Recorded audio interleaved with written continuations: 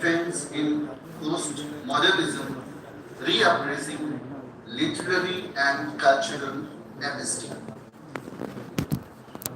Postmodernism represents a decentered concept of the universe in which individual works are not isolated creations.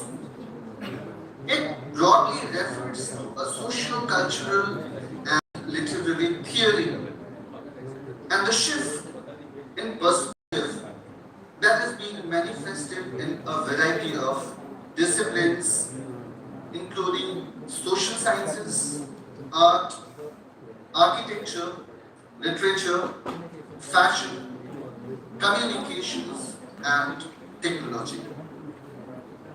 From the late 1980s onwards, novelists, artists, critics, and art historians have foreseen the death of postmodernism. The forces that once drove postmodernism seem now to be depleted. Postmodernism rejected grand narratives, including those of religion, the concept of progress, and of history itself. Angela Carter's fiction, and particularly The Bloody Chamber, provides a clear example of the typical postmodernism of literary and cultural episteme and revolutionize all realm of intellectual inquiry in varying degrees. One more thing that I would like to add, that we have left no stone unturned for the successful execution of this conference on virtual platform, where seasoned academicians will confront seriously on the challenges posed by 21st century researchers of postmodernism.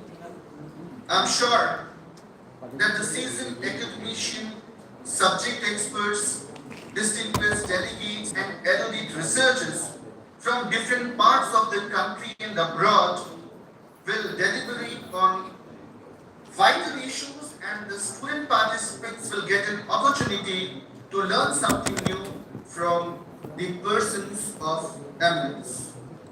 On behalf of the Achievers Foundation for English Studies, I once again extend my warm and ardent welcome to all the distinguished delegates of this conference who spared their valuable time to grace the occasion. Thank you very much. Thank you, sir, for enlightening us with your knowledge and words. And we are really blessed that we are having your words. And it really, we really appreciate the things that we have got to know from you. So thank you, sir. Thank you very much. Aruna ma'am.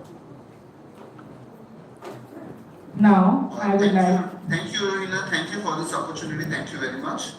We are blessed, sir. Now, I would like to call Professor Aruna Bharadwaj, who is going to connect us online, and she is going to enlighten us with her words. Thank you. Patron. And she is the chief patron.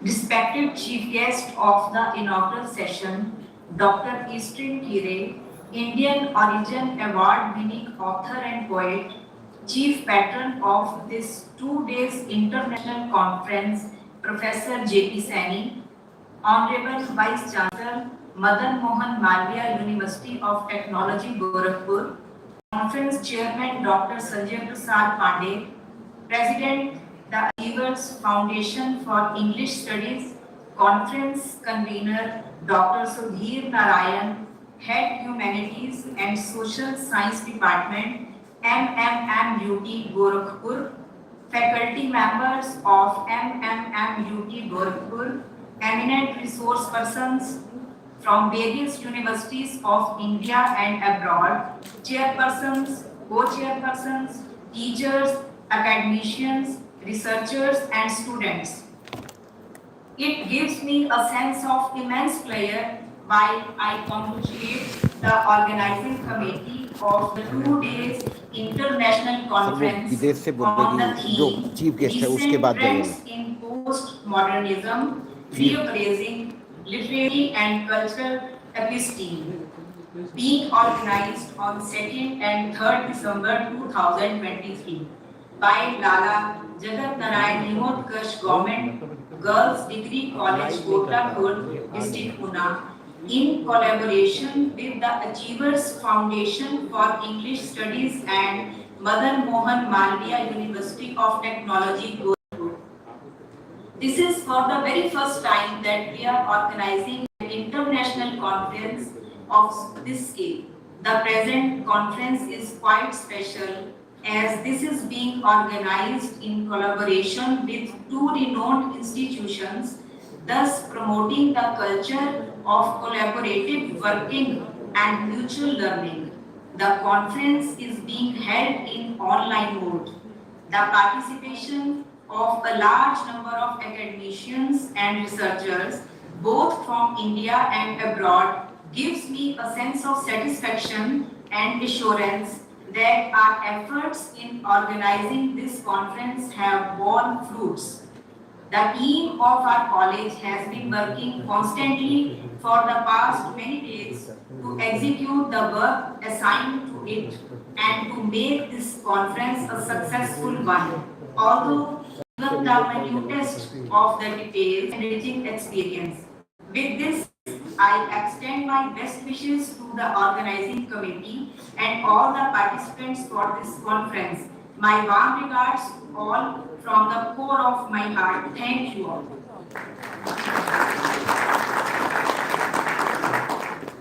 Thank you, ma'am, for enlightening us with words. Now, I would like to call Dr. Nilima Dubey, ma'am, to read the profile note of Professor K.M. Pandey, sir.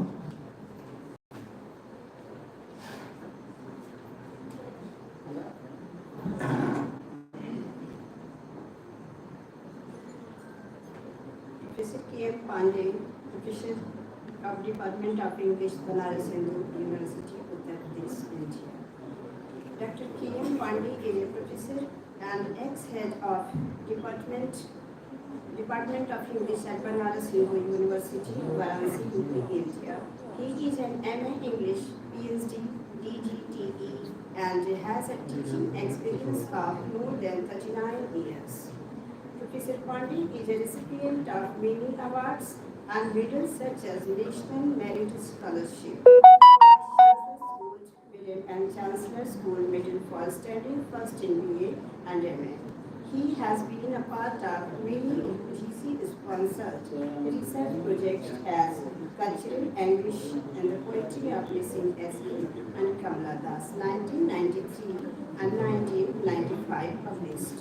CD as K as O, Indian English Poetry and Current Context, 2002-2005, it is published.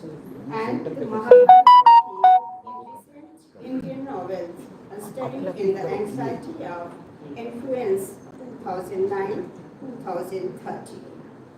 Professor K.M. Pandey has successfully supervised 12 research scholars for the award of PhD degree, and at present he is supervising 8 research scholars. He has vast publications to his name, including 4 books entitled Cultural Anguish in the Poetry of Missing Singh and Kamala Das, Rhyming with Reason, the Poetry of Thomas Gray, City as Pinda's Indian English Poetry in Plural Context, and the Mahabharata, the recent Indian novels. Besides, he has got published more than 40 research articles in various national and international journals and anthologies.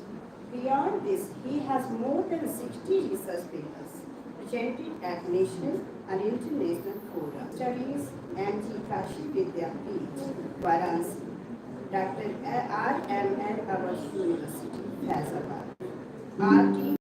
Jagat, ISM Dhanbad, NIT Raipur, Sikkim University, Gangtok, member research degree committees. Dr. RMN, our university, Faizabad, Baraktumba University, Bhopal, Dr. VBS University, Jaunpur, MG Kashi Vidyapeeth Varanasi, member, panel of experts, UPSC, New Delhi, and member, panel of experts, NADC, NAC, Bangalore, etc. Thank you.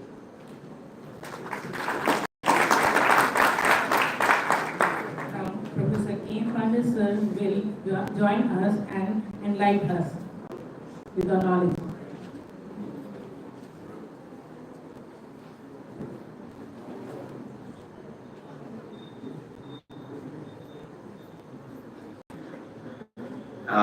Hello, am I audible?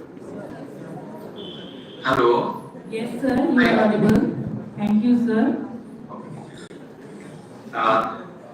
Thank you for these kind words that you spoke about me. Yes, it has been a kind of mild achievement. I can say something done in a positive way. Still on the way to learn. So, Dr. Sanjay Prasad Pandey, the Director, Achievers Foundation for English Studies, and the Associate Professor, Lovely Professional University. Dr. Sudhir Narayan Singh, Head Department of English and Humanities, Mahamana Madan Mohan Malaviya, University of Technology, Gorakhpur. The Principal of LJNH Government College, Kotla Khurd, Haryana, Himachal Pradesh, Dr. Study in Kire, the chief guest of this session, my friend Dr. Prakash Joshi from the University of Allahabad, delegates who have joined this from India and outside India, students, research scholars, and all the participants. I take this opportunity to congratulate all the three institutes who have organized this great event and given me the opportunity to be with you, to share some of my views on the topic recent trends in postmodernism, reappraising literary and cultural episteme.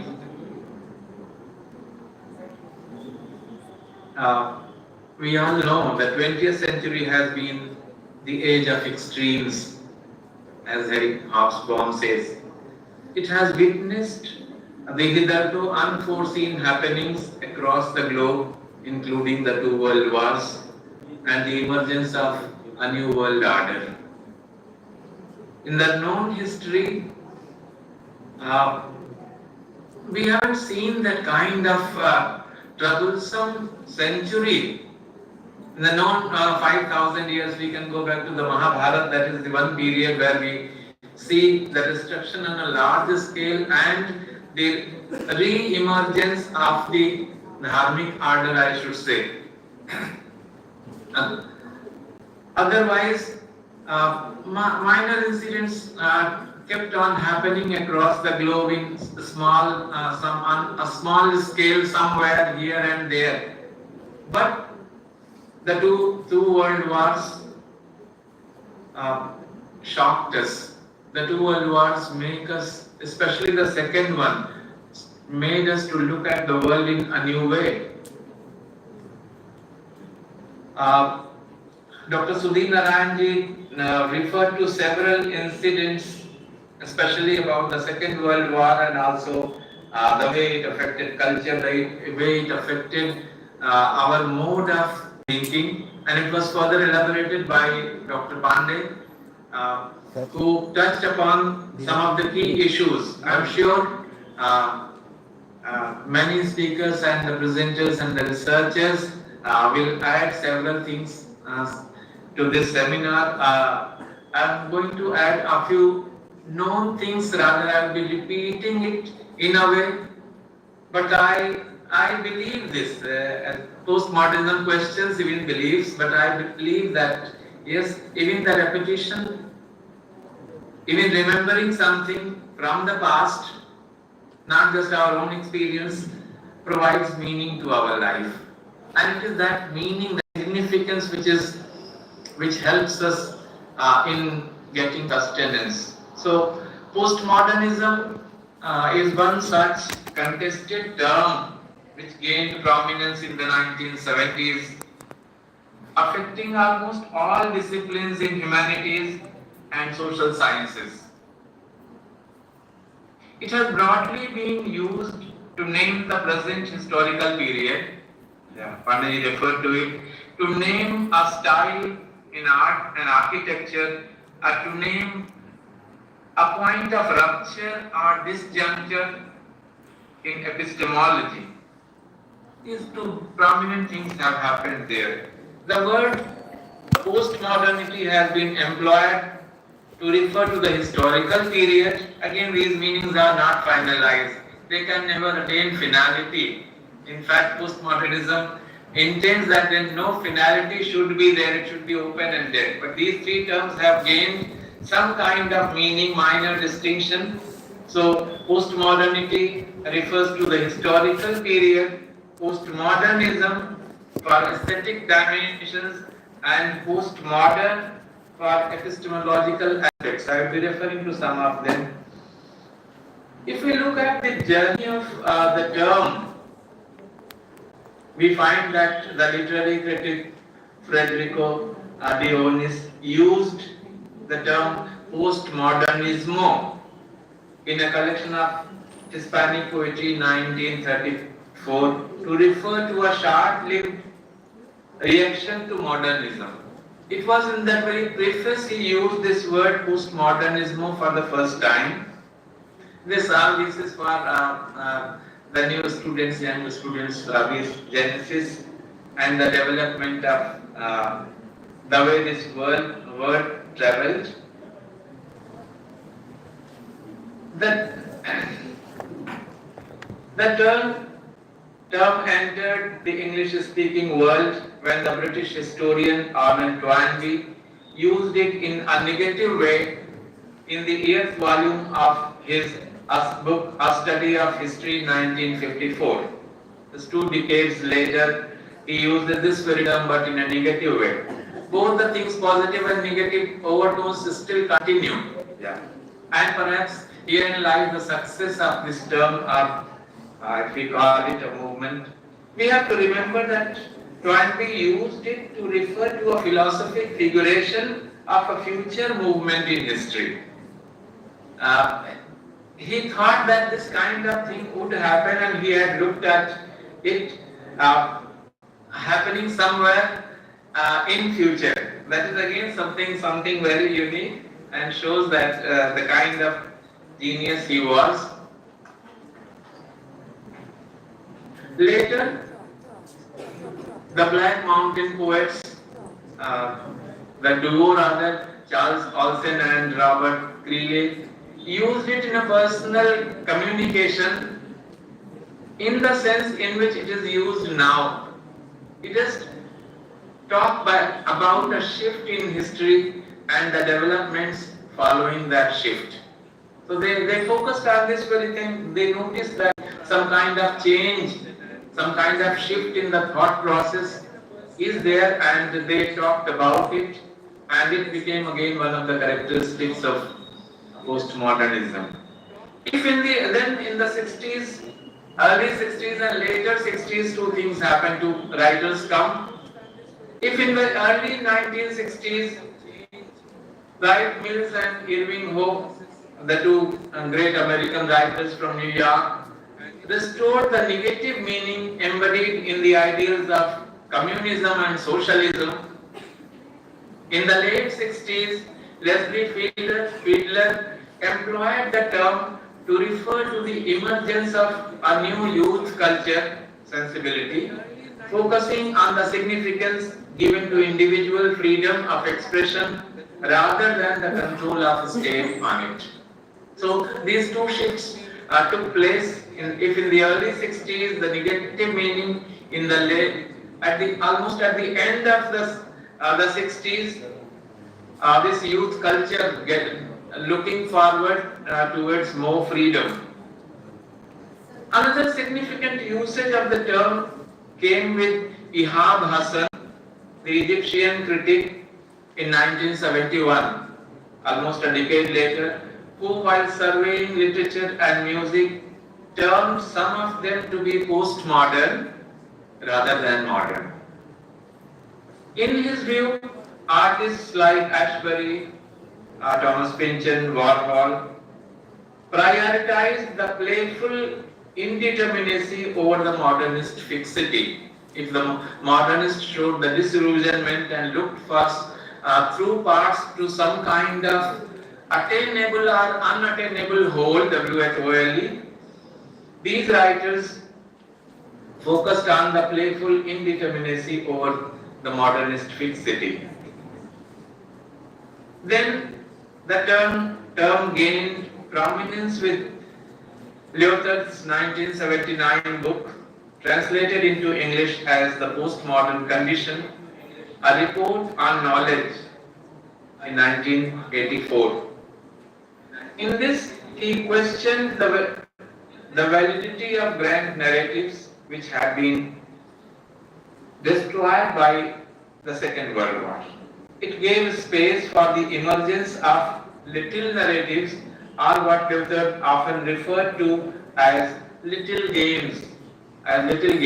Talking about it, he says, and I quote from that very book, the postmodern would be that which in the modern puts forward the unrepresentable in presentation itself, that which would make it possible to share collectively the nostalgia for the attainable, that which searches for new presentations, not in order to enjoy them, but in order to impart a stronger sense of the unrepresentable. Unquote.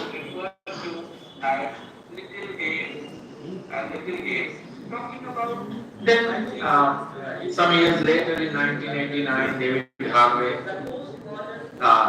in his book The Condition of Postmodernity, talked about late capitalism and the mode of production.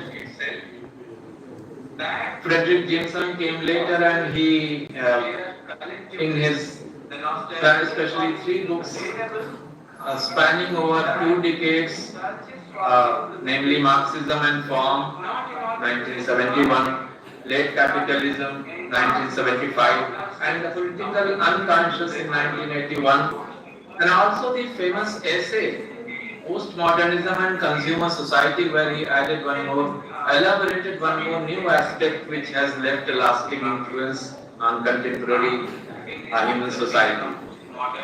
If we look at this, 2 more writers, they come to my mind, who have influenced this thought process. Richard Rorty, another American philosopher, who focused on the aspect of language and the inherent ambiguity in it in his book Philosophy and the Mirror of Nature. Then another great name is that of Linda Hachian, who several of her articles and her book A Poetics of Postmodernism has given new impetus to this very thought process. The Canadian critic has been a staunch critic, and also the one who has added several aspects to this. And we pointed of Thomas Doherty, who observes, I quote, although the term postmodern has become insistently used term in cultural debates in recent years, it is a term which has often been used with a great deal of imprecision. Remember, many a time we look at it as we have the word post in so many words: post-colonial, post-enlightenment, post-modernism. But And another way we notice that this post is different in this postmodernism. What has happened here, what has been, we may notice that there are no fixed definitions. If we look for an acceptable definition of it, we may not find it. And perhaps therein lies the vastness of this very text, this very thought process.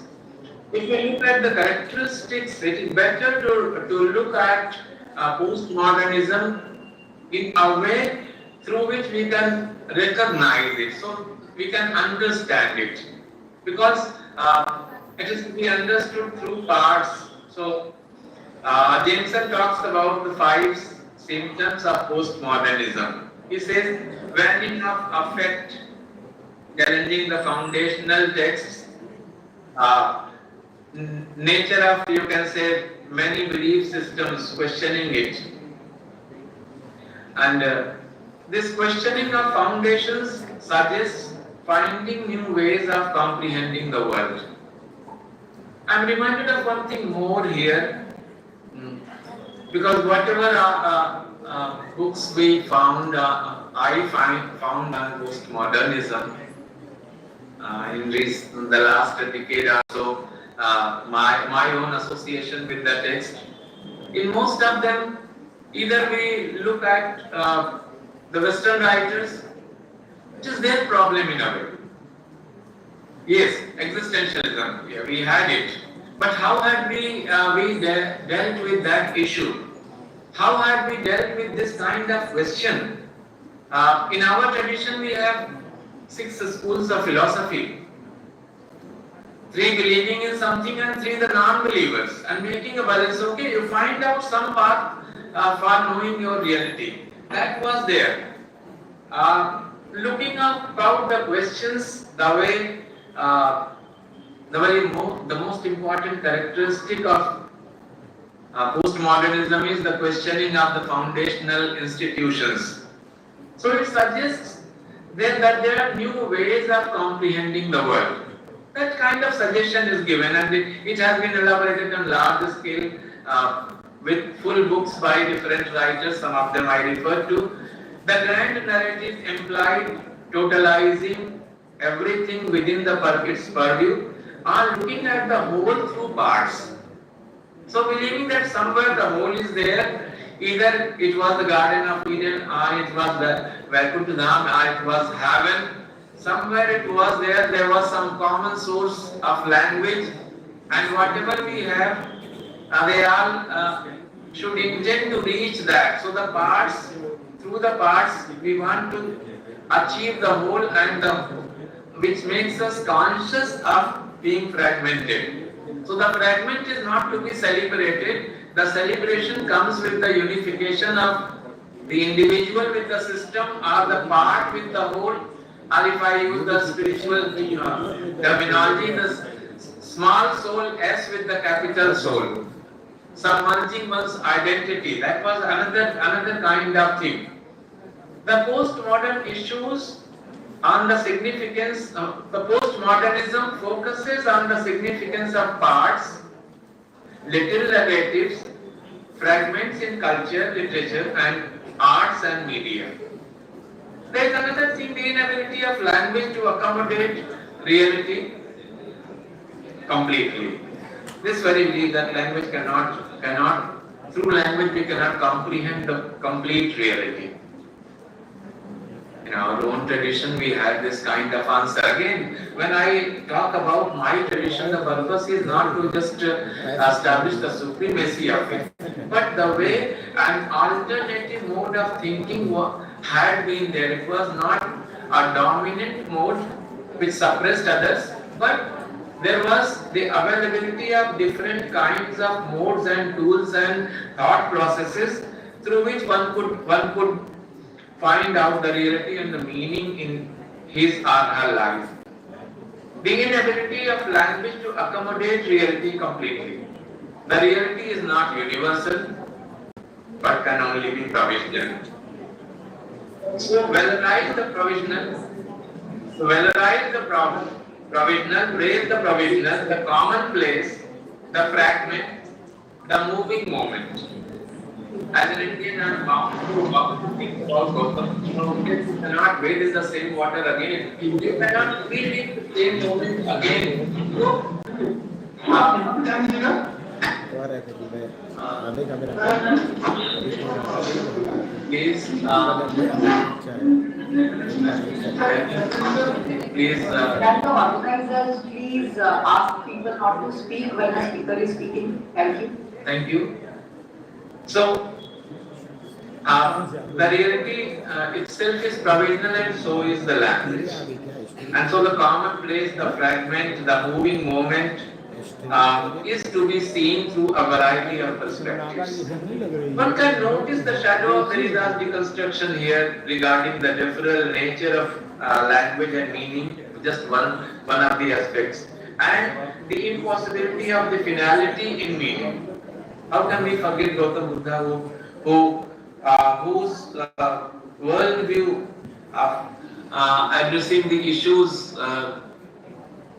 faced by the individuals in his time? Again, my focus is not that it is his universal way of looking at it, or the universality that has been associated with him. Yes, that is not the issue. But saying this, that apadipo bhav, it is the individual who has to find out the way. The fragmented person can find out his or her meaning for him. One may get it or not. So that is one thing. Then the concept of self-reflexivity. We can find this in Rushdie's novels, especially Midnight Children or Jean Paul's text, The French Lieutenant's Woman, where we find the tendency to interrogate the self. Interrogating the self makes me again think of the Upanishads. The very word Upanishad, sit together. We are sitting here on a different platform. Some people are physically present there in Gorakhpur and maybe at one or two other places as well. And all those who are sitting alone, they become part through this very virtual mode. So this Upanishad, our Upanishads, provided this very option. Now ask questions. We have been a questioning culture. Questions have never been stopped in our culture because it is important to remember that if the question is good, if the question carries weight, it doesn't matter whether we get the answer or not. Whether the person who has to answer is able to satisfy us or not. The important thing is, if you ask a question, a genuine one may, postmodernism will say, where does this genuineness lie? That's another issue. But yes, finding the proper question, even if the answer is not there, someday the answer will come. That was one kind of belief. One may say that is also part of the larger grand narrative. One may say so. But the way the celebration of the fragmented, the celebration of the individual, the celebration of the small organism has been there. In fact, I am reminded of one of the Upanishads, which is known as Prashnopanishad. I am reminded of the way the Natya Shastra is written. 5 basic questions, and in the answer of those basic questions, the whole text has been written. So, asking questions may have different goals. Am I asking for the question's sake? Am I asking to share some knowledge? Am I asking to gain some knowledge? What is that? So, if there is a right question or a good question, or the urge to know. I too come from the university known for making a kind of bridge between the East and the West. Pratichi Prachi Kamel Sundar. Providing a platform where the best ideas from the West and the East meet. Looking at the postmodernism and the critic, I ask this question: where am I? Where is my reality as an individual? How do whatever is said there, is it my reality as well? The answer could be yes. some of them would be my reality, but not all of them. So that also brings us to another level of thought. There are different kinds of fragmentations, different kinds of realities, and so this multiplication is to be celebrated. There is another aspect hidden here, another very important aspect where there is this virtual mode. This internet has provided a lot of information to us. I remember some critics used the word, if we are living in an information soaked world, the problem is the information versus wisdom. I'm reminded of two professors, one with many books on the wasteland and the other just the text. Oh, how do you explain that? The other said, you are a scholar, so you have to prove that scholarship. I am a Gyani. I close my eyes and the meaning of those lines dawns on me. And that was another framework in which he used that. But there is one more aspect along with the this explosion of information through internet and other tools, globalization and postmodernism.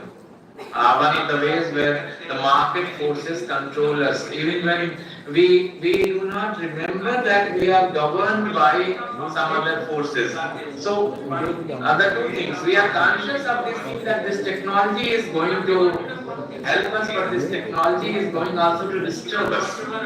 It is snatching away some of the parts of us that was recognized to be a human one. So, but this technological inevitability. There is this another aspect is that of undecidability. Undecidability that nothing is permanent, nothing is fixed. I'm reminded of again Kabir. I come from this very city. Had chale so manwa, behad chale so saath. Had behad dono chale, saakar mata agar. So one who knows one's limit, he may be a good person, yes. He may be treated as a human being, but one who is capable of crossing the boundary, crossing the limit, may be a saint. But one who is capable of doing both, he is greater than both the persons. It was in this very sense that Sadhvedi had said that human beings are better than gods.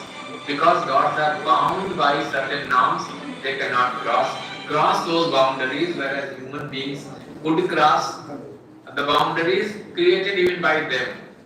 So, using this kind of questioning the grand narratives related to God, truth, reason, law, the civilizational epistemes, Dr. Singh elaborated that the developmental episteme, that yes, the development can come only through the West, only through technology. We realized it was not so. Just some years before, just a couple of years before, we saw our developmental model. And then we started saying, oh, it happens in every century. Within a century, we have some kind of plague, some kind of epidemic, and something happens, and then again, nature recovers itself. So, we can say it is a kind of a new enlightenment way of thinking about God, national identity, and also colonialism. We know how industrialism brought some kind of development, but what kind of imbalance was created by it. The Christian faith or the truth or the so much trust on reason. I think so, I am. That was what one of the philosophers had said. Then this kind of dissemination is different from the kind of copying or imitation that Plato had talked about. Imitation can also be original. I remember Aristotle in one of the chapters, later chapters, perhaps 26, says that the imitation can be better than the original. Imitation of the ideal, and we know he is modifying his guru Plato. So here dissemination doesn't mean copying or a copy because carbon copy. When we thought of the copy, it was the carbon copy that came to our mind. But now we know that technology can create another kind of thing. The second one can also be equally good. It can also be made better. The technology can assist us. So the copy, carbon copy or the other copy, rather the first one and the second one, second or third does not mean that that is inferior. So we can say the reviewing, reinterpreting the kind of binary that we had in our tradition, Tatsam and Tadbhav, live one, and Tadbhav something that emanates from something. So the thing which emanates is inferior. Someone who comes first is superior. That kind of thought process we had, but the concept of dissemination makes us review even this concept, that because the term has been used in the sense of scattering of origins and ends, we can say, of identity, center, presence, and so on. So just as dissemination of seeds, the same seed, different seeds will grow in the same way, not just the carbon copy. But it is possible to make it better to worsen it. The other concept that is of simulation, again the same that I talked about just now. Philosophically, we say, who am I? That very question.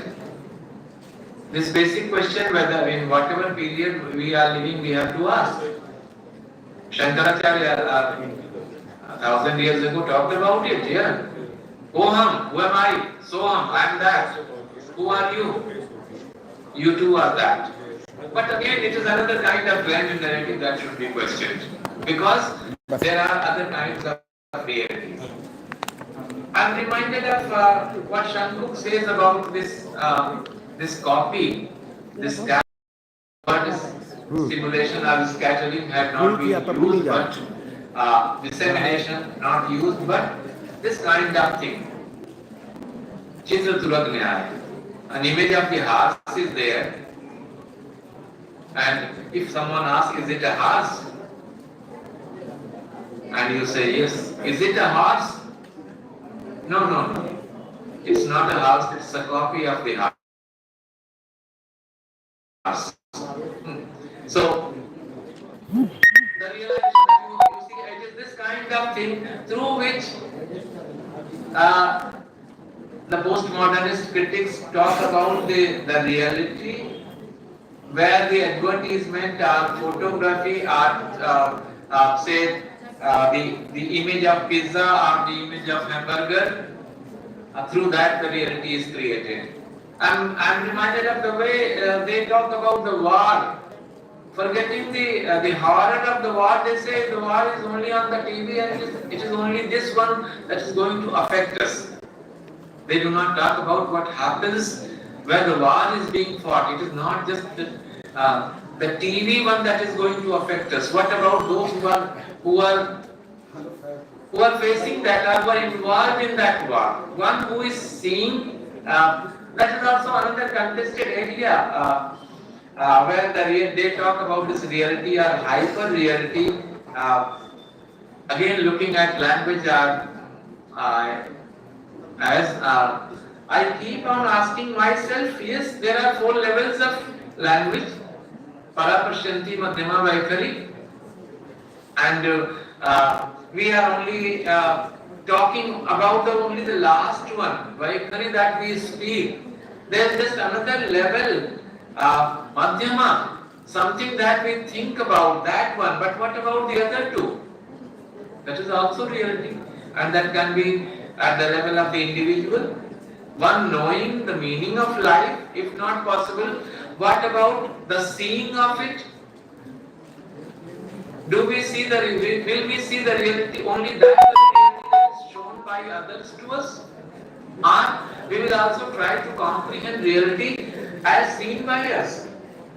So, I know I am crossing the limit of time and should stop here. But with just 2 two comments that if it is multi-role of multinationals there and hybridization, celebration of pastiche, reference to Bollywood films and Hollywood films, and talking about this hybridization and the celebration of this hybridization, all these things come much later. I'm reminded of a song that Rajkumar sings before I was born. मेरा जूता है जापानी सिर पर लाल टोपी. So 1955, the song written in 1951 and coming in 1955. As an Indian, even that very image comes to my mind. And one thing with which I would end, whatever is suggested by this mode or that mode, postmodernity, yes, talking about the unpresentable or simulation or dissimulation or depthlessness, little or grand narratives, but one thing must be there. If the postmodern suspense dislocates and transforms the oppositional structures presupposed by major Western modes of thought, by classical Marxism, psychoanalysis, existentialism, semiotics. I am quoting this line again from one of the critics, Mr. Bennett and Royal, from that very book, this very sentence. Where is the other part of the world on this very global platform? I end my talk with this very question: where are we in this very frame? And I would end with a couplet of Nida Fazli, my favorite poet, Urdu poet. दुनिया की हर एक शय को अपनी नजर से देखो, ऐसा नहीं कि दुनिया जो कुछ कहे सही हो. Look at the world from your own eyes. Whatever the world is saying may not be true. Gautam Buddha used this very idea, proclaimed this idea 2500 years before when he said, Appadipo Bhav. Be your own light, and the light cannot be there without burning the oil.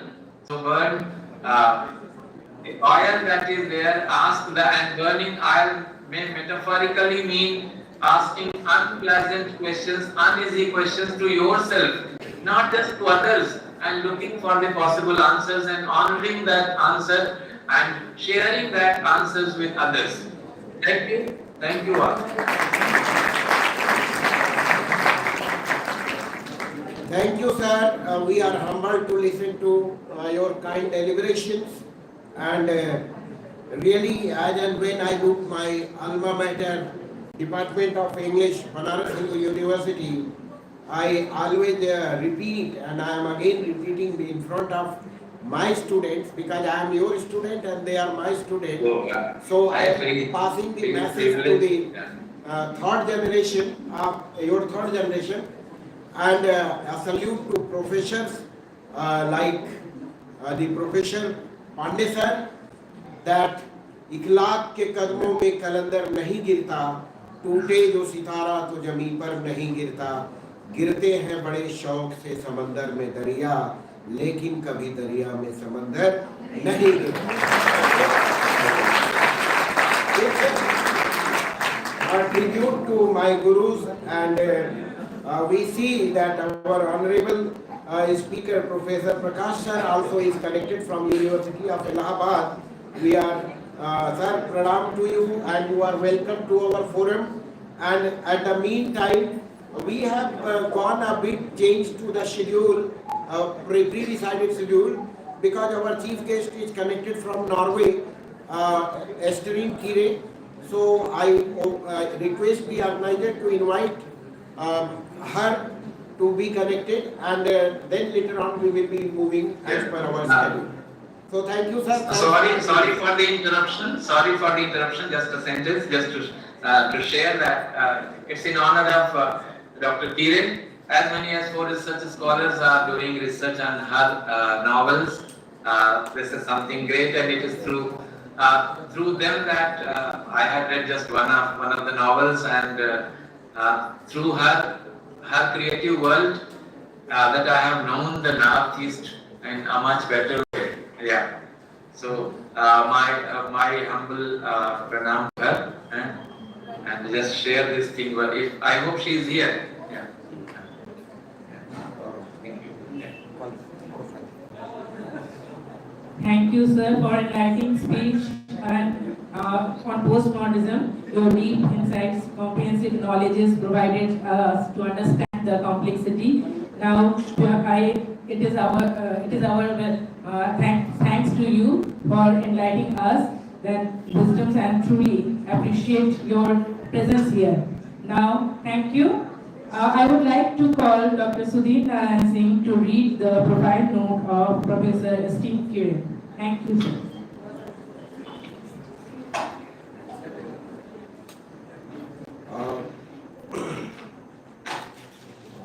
We have reached to the point where we are having a person for whom many research scholars are doing PhD, and as sir said, 4 in Banaras Hindu University, and recently I have examined one thesis where our chief guest of the day being researched, and it's an honor to have you with us, ma'am.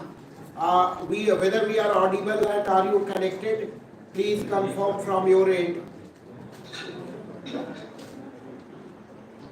Hello, whether we are audible, Professor Esteemed Khurd.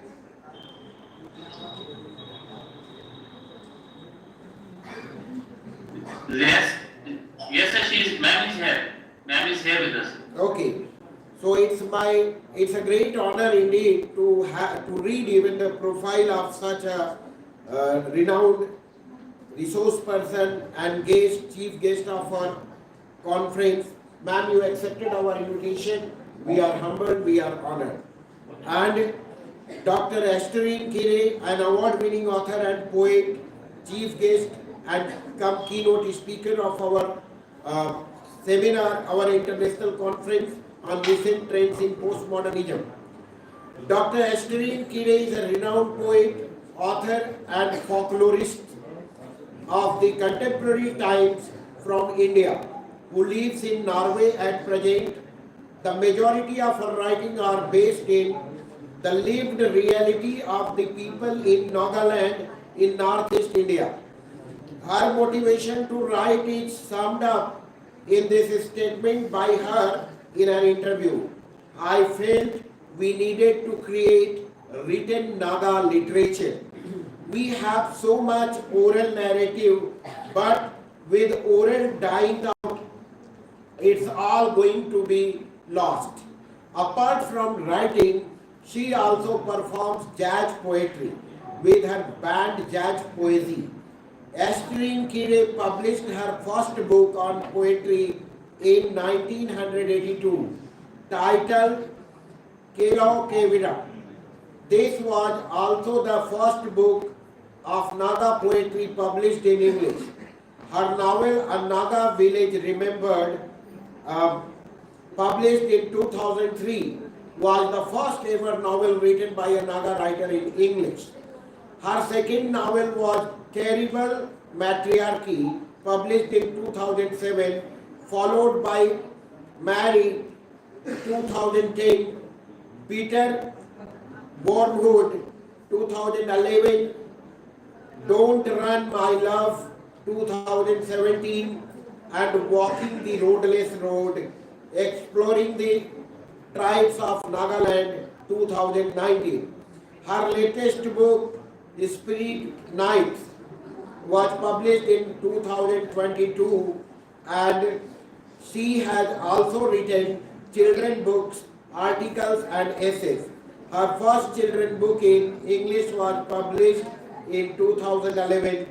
Khurd has also translated 200 oral poems from her native language into English. A Naga Village Remembered is about a battle between the British forces and one Naga hamlet. A Terrible Matriarchy highlights the internal and social strife that grips Nagaland as a state in India. Mary is a novel based on the Japanese invasion of India in 1944 via Nagaland. It is a true story of a young mother who lost her fiance in the war and made the decision to move ahead and live her life. This is an example of how Kirit, through her works, had tried to bring to the fore the everyday lives of the people in Nagaland. Bitter wormwood yet again brought out the human cost effect of human life, which was involved behind all the news that made the political headlines from the Northeast. Apart from bringing a focus on the vibrant Naga culture, Kirit's work has also brought out the reality which have changed the lives of Naga women. Esteemed Kirit, son of the Thunder Cloud, has been awarded Bal Sahitya Puraskar by Sahitya Academy in 2018. In 2011, Dr. Esteemed Kirit was awarded the Governor's Medal for Excellence in Naga Literature. She was also awarded the Free Voice Award by Catalan Pen Barcelona, and her bitter wormwood was shortlisted for the Hindu Prize in 2013. A terrible matriarchy was selected to be translated into all human languages. That's a great achievement that her work is translated into UN languages, and furthermore her book, A Terrible Matriarchy, then and Mary, Forest Strong, and Naga Folklore, Folktales Retold, and Naga Village Remembered have been translated into German in 2015. But her When the River Sleeps was awarded the Hindu Literary Prize. We are lucky and we are honored, we are blessed to have such a literary celebrity amongst us. And ma'am, undoubtedly it won't be an exaggeration to say that you are ceaselessly enriching the knowledge repository of Naga literature, and your writings are a window to world to see, realize, believe, and salute the Naga culture. Thank you, ma'am. Thanks for being with us and accepting our invitation in such a short notice. Now, without standing as a barrier, I may please take this opportunity to hand over the podium to you online, and this all virtual space is all yours. So over to Dr. Esteemed Kirit, a huge round of applause in this auditorium, invited from the students and faculty members.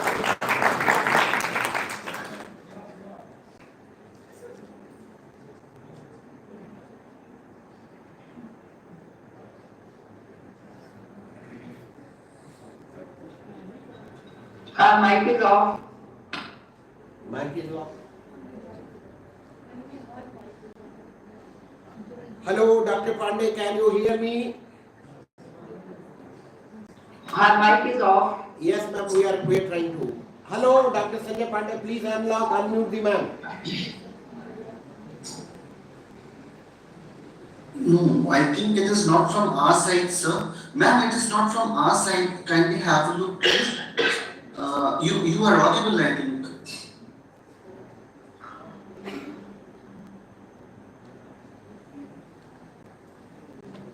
Professor Ninu was audible, I think, ma'am. Yeah, Kirit is yes, not yes. audible.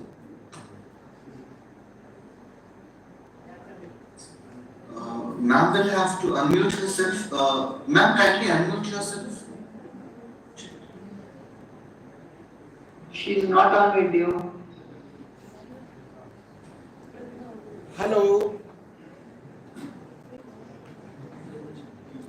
Dr. Estrine, if we are audible, you look to extreme left of your screen and unmute yourself, please, ma'am. Please wait a minute, sir. She is taking certain technical assistance. Please wait a while. Yeah, please wait.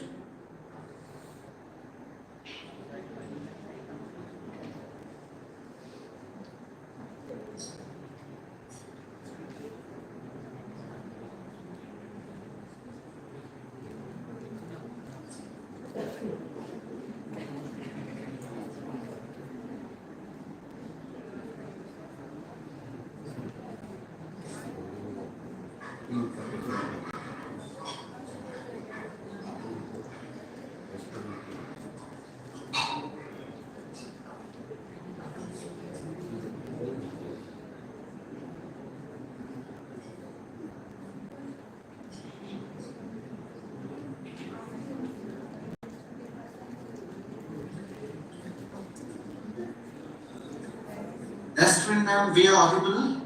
Are we audible?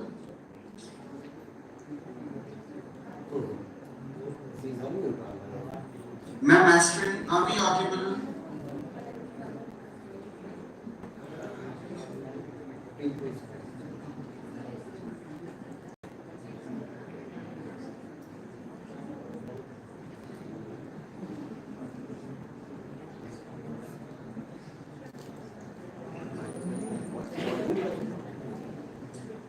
Hello ma'am.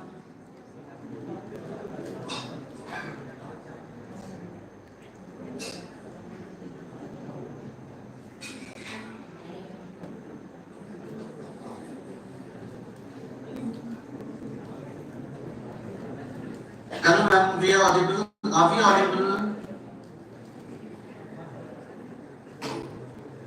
Yeah, you had switched on your camera and it was visible. We were able to see. So, I think there is some connectivity problem. Ma'am had joined and her camera was also on.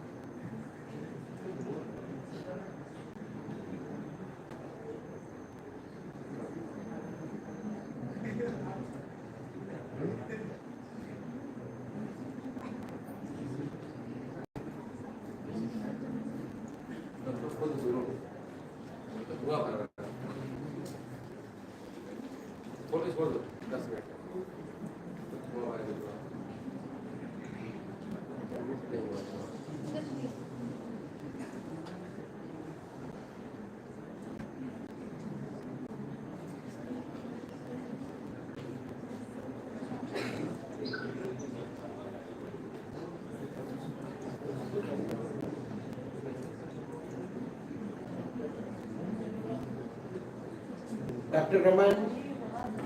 Dr. Sudhir, in between, I think ma'am is facing some connectivity problem. So in between, what we can do, we can proceed with the other speaker, and I'm trying to contact ma'am on phone. So we can do one thing that yes. she may be connected with call on phone, something like that. She may dial and we can put the mobile nearest microphone and that way. No, let me check, let me talk to her and see what the technical problem is. In between, we can proceed with the other speaker. About Dr. Ram? Yeah, I think that would be advisable if we want to. Yes, because her camera was working. She had switched on her camera, but I think we are not able Here to. we are not able to see the camera on even. Yes. So, At our end, it is only picture mode. yeah. No, it's okay with you, sir. Actually, she went there to look for some technical assistance. Yes. So in the meanwhile, we can proceed with the next speaker. Yeah. Okay, for Okay, sure. as soon as she connects, we can have her with us. Right.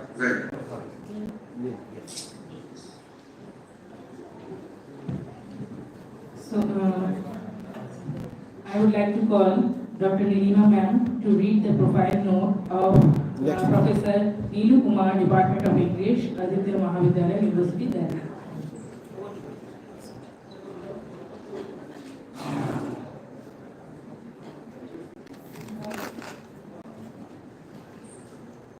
I would like to introduce a prominent personality of event, keynote speaker, Professor Neelu Kumar.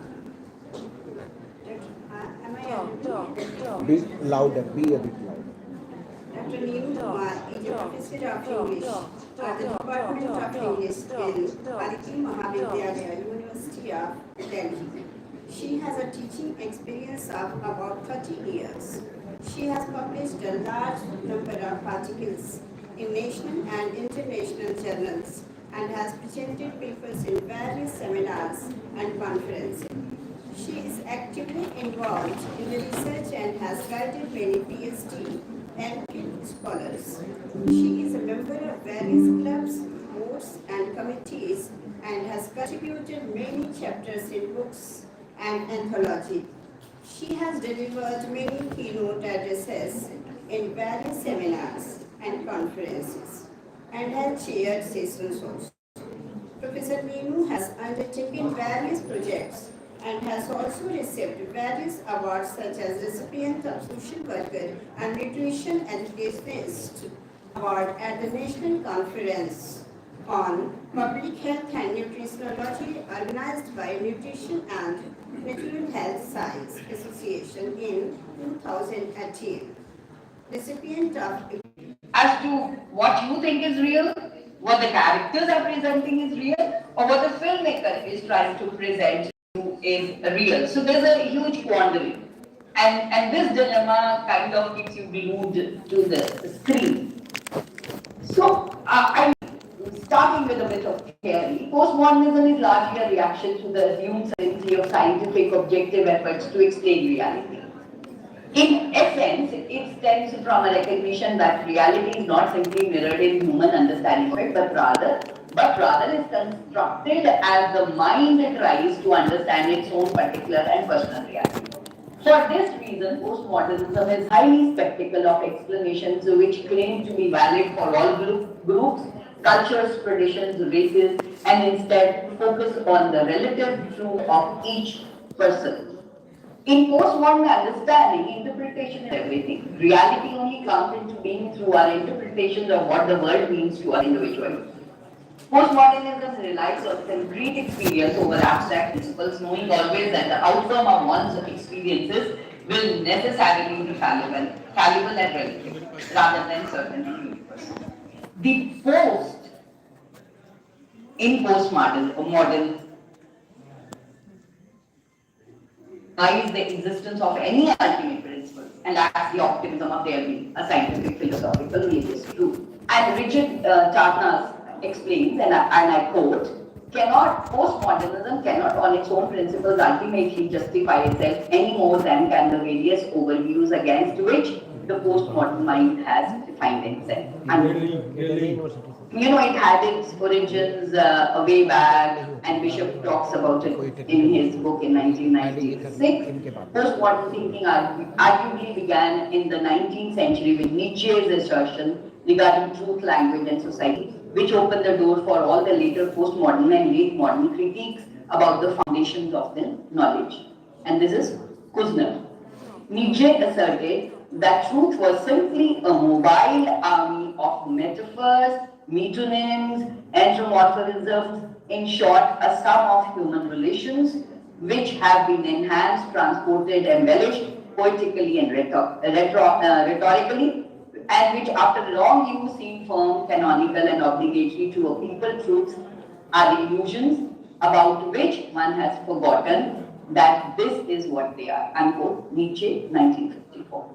So, let's have a very small, quick overview of modernity versus post-modernity. Modernity is the progressive economic, administrative rationalization and differentiation of the social world, unquote, simplification. In essence, this term emerged in the context of the development of the capitalist state. The fundamental act of modernity is to question the foundations of past knowledge. Boyan and Ratnansi characterize modernity as consisting of two sides, and I quote, the progressive union of scientific objectivity and politico-economic rationality mirrored in distributed visions of unelevated existentialism. Postmodernity is the state of condition of being postmodern. It means after, logically, it means after modern. It refers to the incipient or actual dissolution of those social forms associated with modernity and actual dissolution of those. Jan-François Lyotard, in his seminal work, The Postmodern Condition, 1984, defines it incredulity towards meta-narrative, which is somewhat ironically a product of scientific progress. I'll explain meta-narratives when I come to both the movies.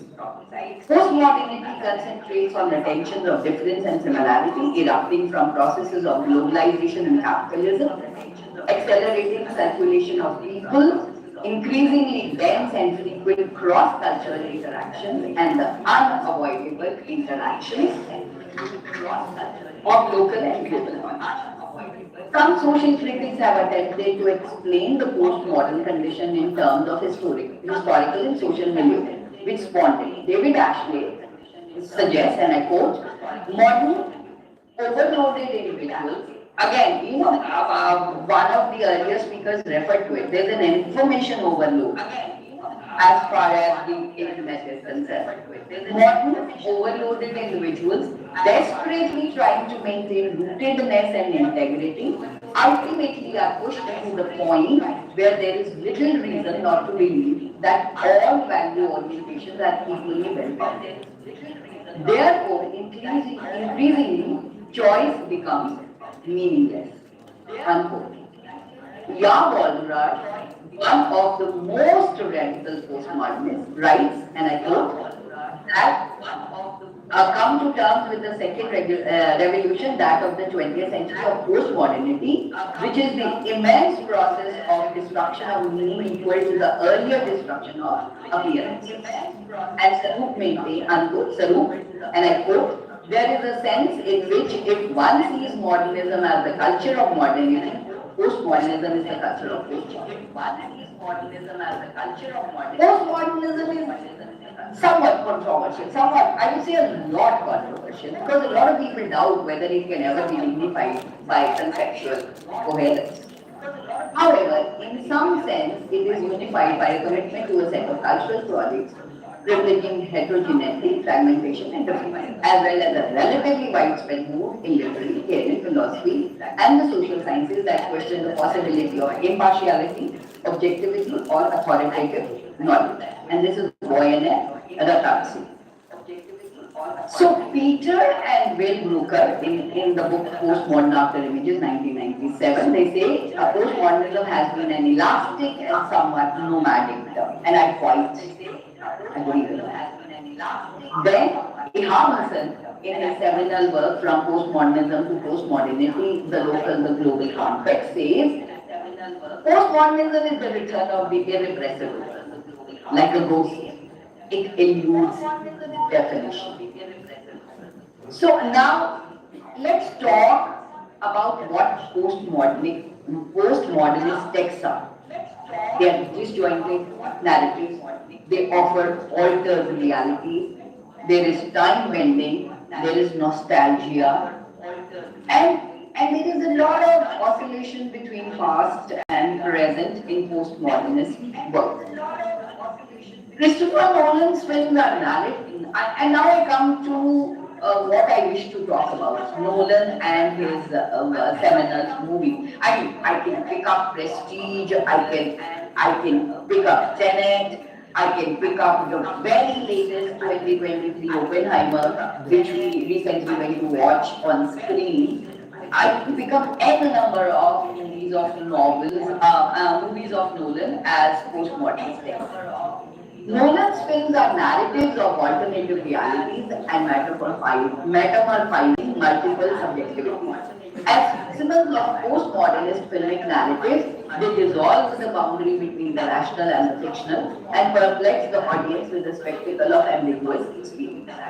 His films are polyphonic of course, there are a lot of sounds, and dialogue, and of course the dialogues, which incorporate the fantasy of the dreams and the ambiguity of space of time. And as I mentioned, some of his very well-known movies, following 98, Memento 2000, Insomnia 2002, Batman Begins 5, Prestige 6, Dark Knight 8, Inception 10, and the list goes on. The Dark Knight Rises, 12, Interstellar 14, 10 and 20, and of course, very Oppenheimer. Non-linear narrative structure, flashbacks, existential arcs, and sociological ideas identify crisis and transmit substantial arcs. Self-deception, unreliability of the human memory, ambiguous endings, and morally ambiguous characters are the major characters. Non-linear storytelling and flashbacks are employed in Memento, Batman Begins, Prestige. Nolan's films have an urban setting with the protagonist on the run seeking revenge. The line between reality and fantasy is blurred in the films, which puts his protagonist in difficult situations. They often prefer fantasy to reality and become vulnerable to self-deception. The viewers also find it difficult to distinguish between fantasy and reality in his films. Nolan has tried to engage scientific, psychological, cultural issues in contemporary manner. His films question the concepts of reality and subjectivity and leave the viewers bewildered. This context, Nolan states, and I quote, I think audience gets too comfortable and familiar in today's movies. To believe everything that they are hearing and seeing. I like to shake that up. Unquote. This was published in the USA today. Obsession, deception, guilt often form the central theme of Grace.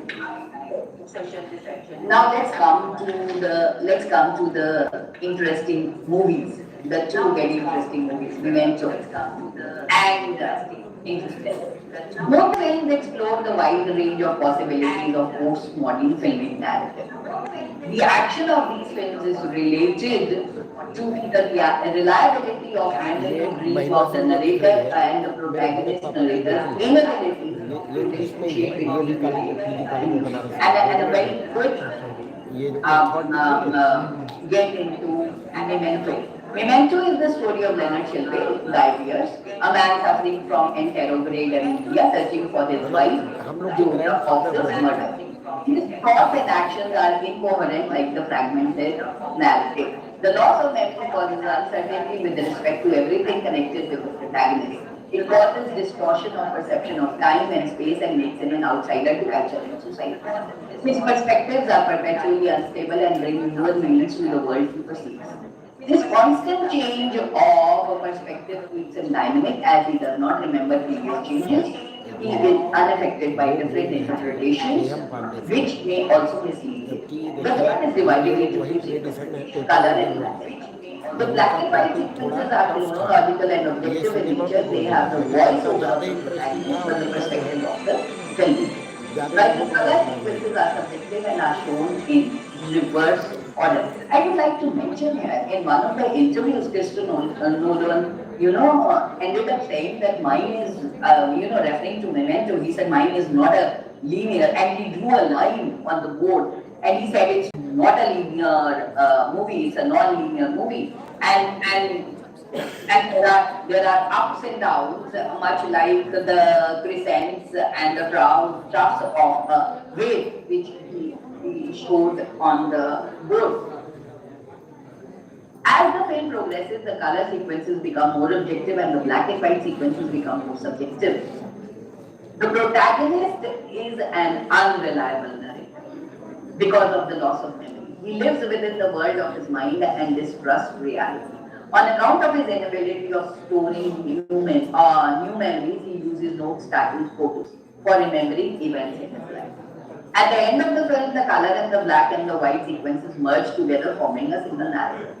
The two narratives merge together the two narratives merge before the end of the film. Since narrative is a representation of reality, the narrative stands for two realities. It points to postmodern condition that reality is relative. Finally, the two narratives combine into one and become a colored narrative. The film progresses as a single narrative thereafter. The end of the film is in fact the middle of the story. This means that reality is uncertain, unpredictable, unreliable. It also means that reference points like center, beginning, middle, end are meaningless. And a story, and I quote, a story should have a beginning, middle, and an end, but not necessarily in that order. This was Jean-Luc Godard, the famous French director. And this is what we mean to listen. The relative distancing of the past events themselves is confusing and unreliable. The two narratives therefore contrast and contradict each other. Each one points to the distinctness and uniqueness of the other. The narrative framework is essentially the sci-fi Interstellar, one in 2014, is about the this film again is also very relevant in today's scenario considering ecological disasters to ensure the future of human life, Cooper and other space scientists use interstellar time travel to journey through a wormhole in search of other planets that may sustain life. The race is on between space travel and time on Earth, where Cooper Dr. Murphy is trying to solve the problem of life sustainability. The endurance consists of Amelia Brand, Doyle, Romney, and they have two planets. Either to solve gravitational theory to create space settlement or starting life on a new planet with frozen human embryos. I will end, since Kere has joined, I will end very quickly. After disaster and death, Cooper sends his ship into the black hole to provide gravitational answers for Murphy, and we fall into a fifth dimension tesseract, where time is another dimension. Tesseract represents a time in physics space, displayed as Murphy's bedroom, where he can send the life-changing information of gravity. But he is past self in Murph's room. He realizes he sent himself the GPS coordinates in the past through the tesseract and using gravity to send information to an adult Murph. And finally, so I am ending since Kere is here. So finally, towards the end of Interstellar, he comes back to the Earth, where Murph is now an old woman because 23 years have passed. And he wants to be with Murph. He does not know that Murph is dying, but Murph is very happy that she is here during her time. And she insists that he goes back to the planet where he had left Dr. Amelia, which is played by Anne Hathaway, and go find her so that they can start a new life. I am concluding. Nolan's films Memento and Interstellar are masterpieces of postmodernist films, which incorporate most of the characteristics of both of them blur the borders between reality and illusion. They take the audience to the worlds of unrivaled fantasy. They point to the problematic of representing the reality, especially the complexity of hero simulation. Both films are meta-narrative. Filmic narrative is an intersectional space complementing genre, dream, and fantasy. Films prove that reality is a matter of perspective and meaning is unstable. They also prove that meaning is also a play of signifiers, and it is the audience who construct the meaning of the film. The multiple voices in both films create a sense of uncertainty and confusion regarding the identity of the narrator or the protagonist and the authenticity of his experience. The protagonists are in quest for the self, which is enigmatic. As they fail to distinguish between reality and illusion, the quest remains unfulfilled. It points to the complexity of life as a riddle, which the film tries to unravel. So there are disjointed narratives. There are altered reality in films of Christopher Nolan, and time bending techniques are used. The reality is shifted, and of course there is dystopia and dream and fantasy. Both the movies are visual films, and they are visually stunning. Once you watch the movies, you kind of realize the technology that Nolan is using. and to enhance the effective knowledge having another subjects transport in both ways. Thank you so much for this time and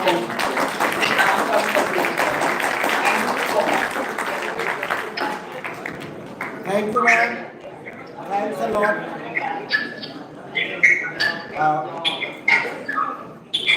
Probably this is going to be the first address on film studies, focusing on film studies in this conference forum. So thanks for touching upon the new dimension.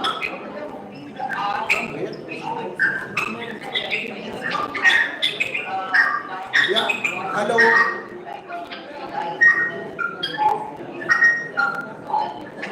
So thanks a lot for joining us and for enlightening the audience. We are having students over here from various disciplines and they might be aware about this film studies and a new genre of postmodernism. And we are glad to listen to you. Now it's over to Dr. Episteme from Norway, and ma'am, the stage is all yours.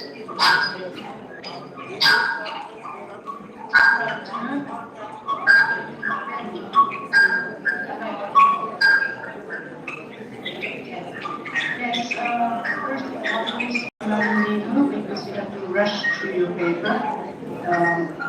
So I hope you get the opportunity to speak again. It's all right.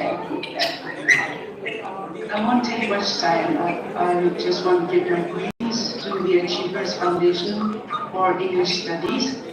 And I was asked to give my blessing to the foundation, but I'll just share a thought before I do that. And I want to actually ask the students a question. And the question is, how do you read a book? How do you read a book?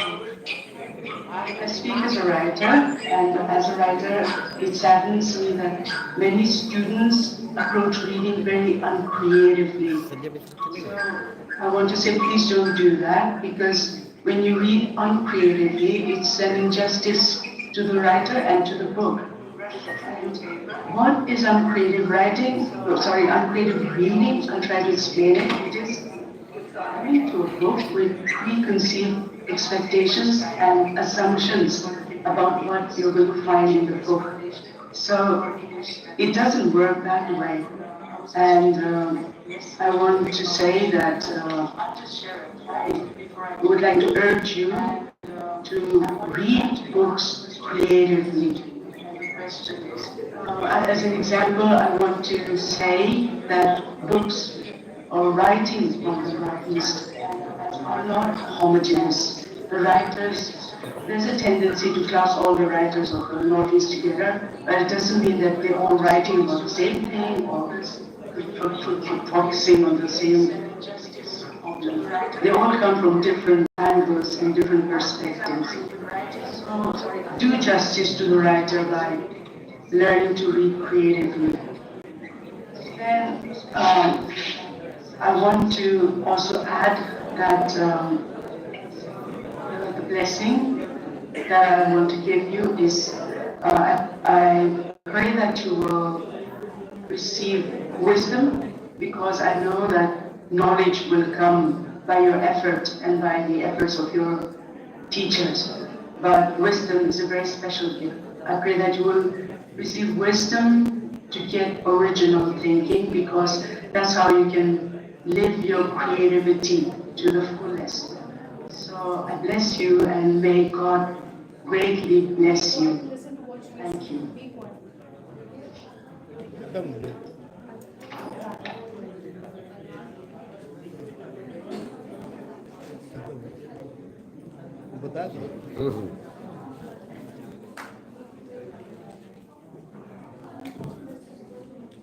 Hello. She has winded up. Hello. In a very nutshell, the chief guest of the day, she addressed how to approach to a book and how to respond to a book. Many a times we are panic about a book. We don't look at a book as a book. And that tendency... Dr. Sudhir, you have been muted. Please unmute yourself. Dr. Sudhir, please unmute yourself.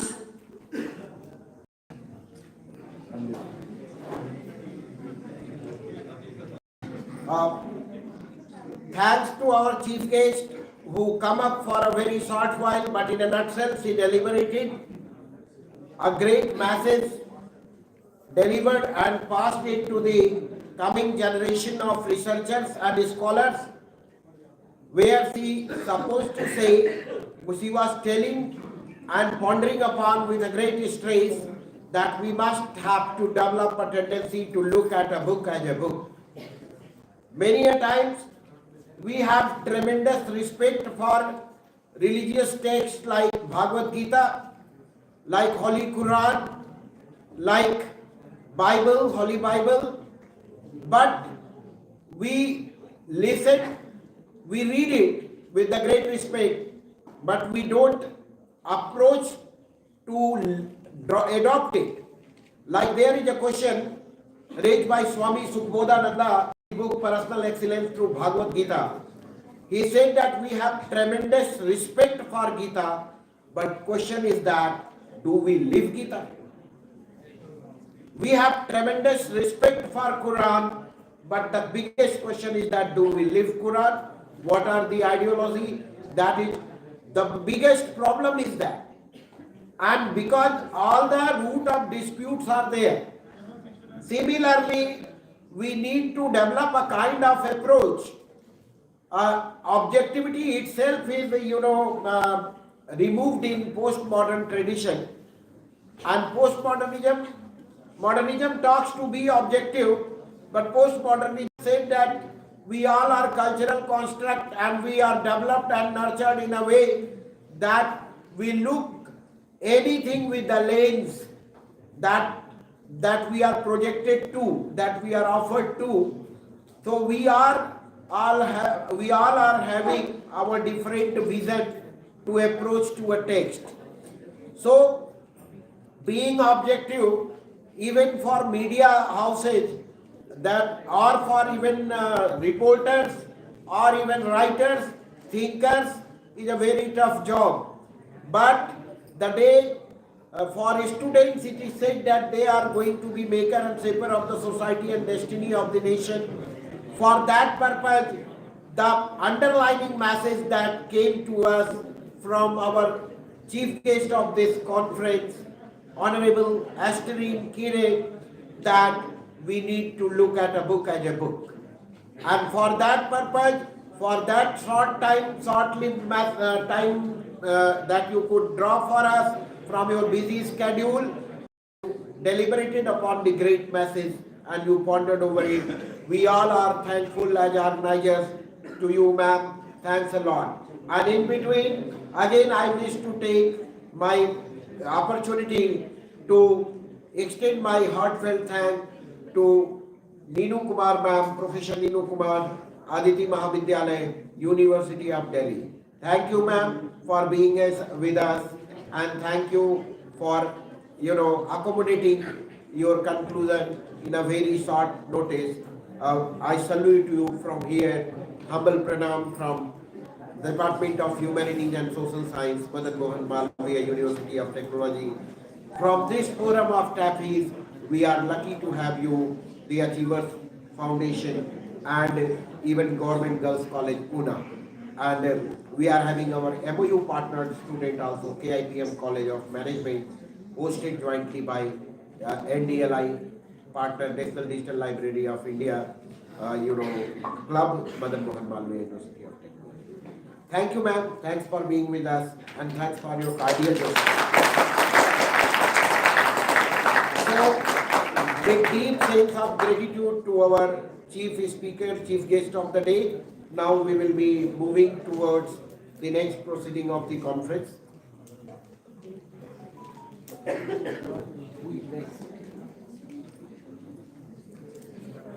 क्या करें? देखते हैं, नहीं तो दूसरे से बुला दो जब तक उनको नहीं करें. ठीक है. Advisory board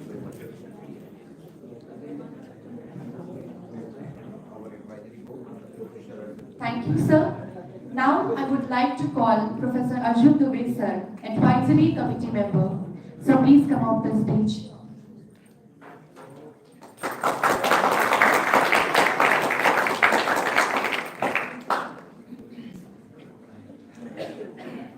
Thank you, Vansika.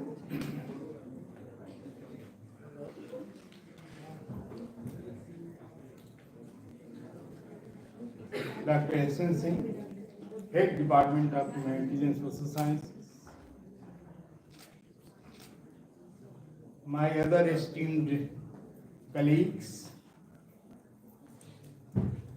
other faculties from other institutions like KIPM, GIDA, Gorakhpur, students who have come here from that place, that institution. I felt delighted when I saw their entry in the room. It was in a very orderly manner.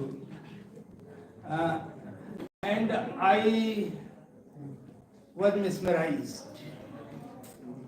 Mesmerized in the sense that it was a pure ardor. Normally we do not have ardor, we like disorder.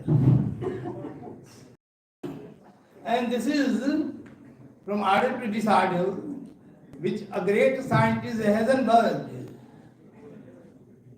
has said that the whole world is suffering from this typical phenomena of order and disorder. We can make disorder very easily, but hardly put them into order.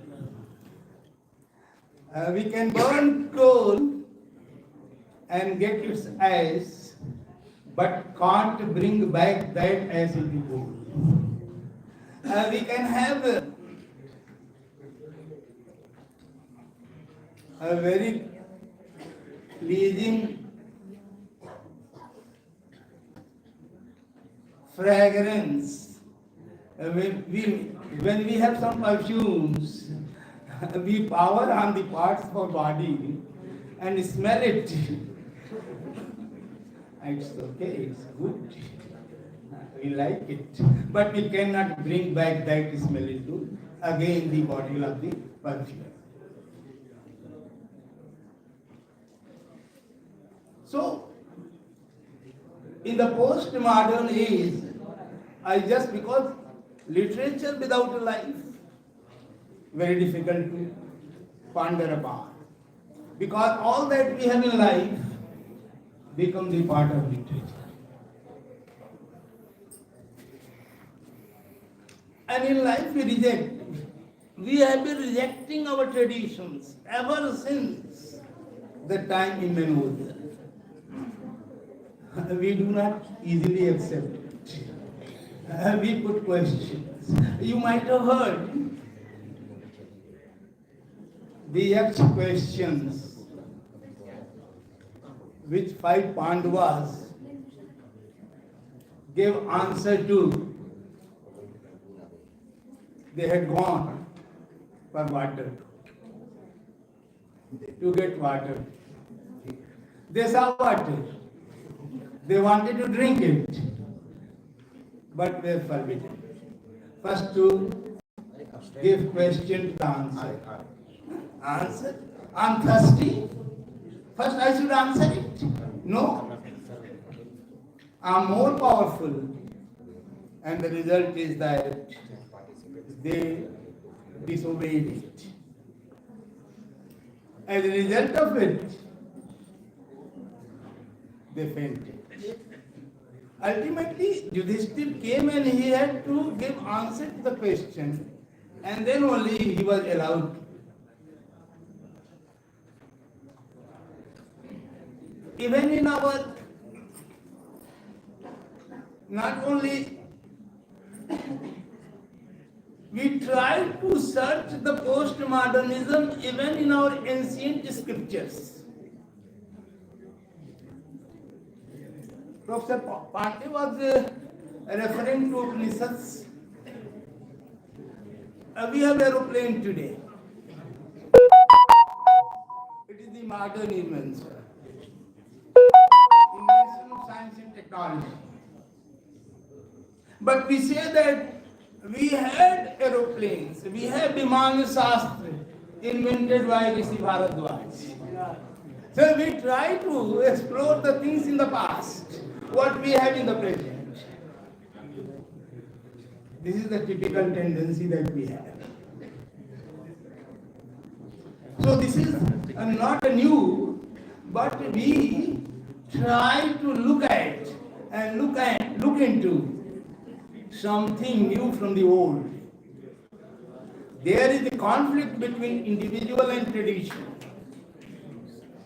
Individual wants to reflect individual's talent. Do not accept the tradition. But individual talent that individual has later on the course of time also become the part of the tradition. Because that individual talent combined together become tradition itself.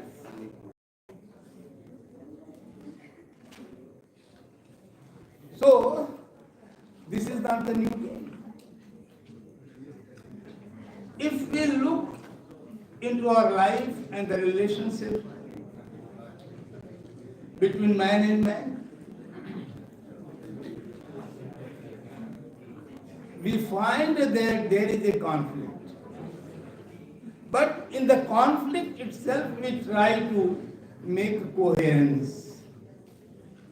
We try to make harmony in life. We reject it, but at the same time, we try to create a harmony in life. So, literature is the tool that we can look into life. Even in language also you see, there is postmodernism. Because we have invented many new words. You see, the old tradition of letter writing has almost disappeared. Do we write letter on pages or post in the post box of the post office? We have developed a new tradition. We send emails, we WhatsApp normally.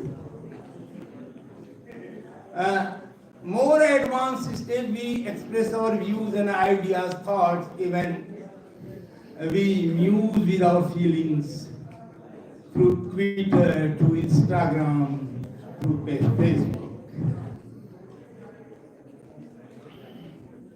So this happens. We have changed ourselves. We do not follow the, even you see the spelling of the words. New words, Y-O-U. Why to write 2 extra words?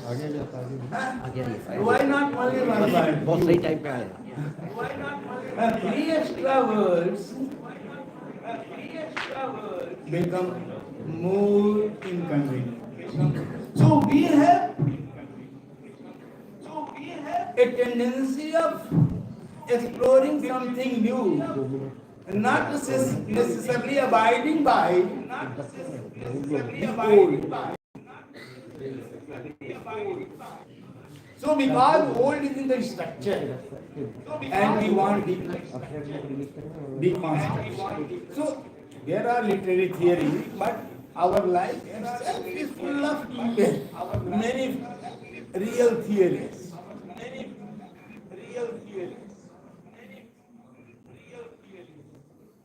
When I joined this institution,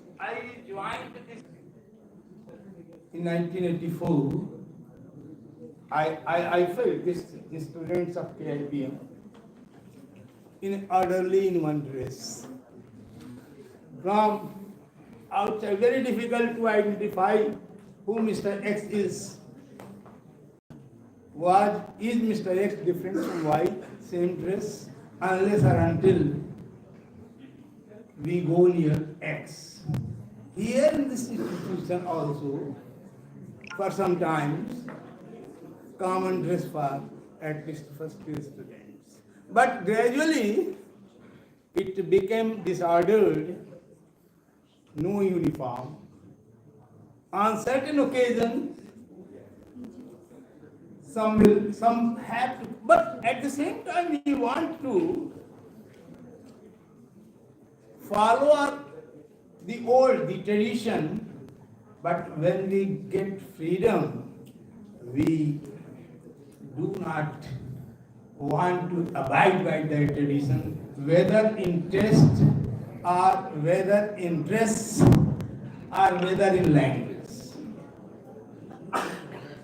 In all the three. Even in language, you become very formal when you are in the classroom and when your teacher is before you.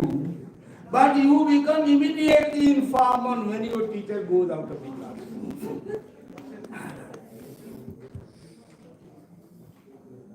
So you do not follow the language. You have a systematic way of expression when you tell something before you. When some formal occasion comes, you have some formal dress. But otherwise, in your personal domain of life, you prefer to live, you prefer to cherish with your personal emotions, with your personal feeling, the way you like. So all this happens with life. So postmodernism, it means it is one step ahead of modernism.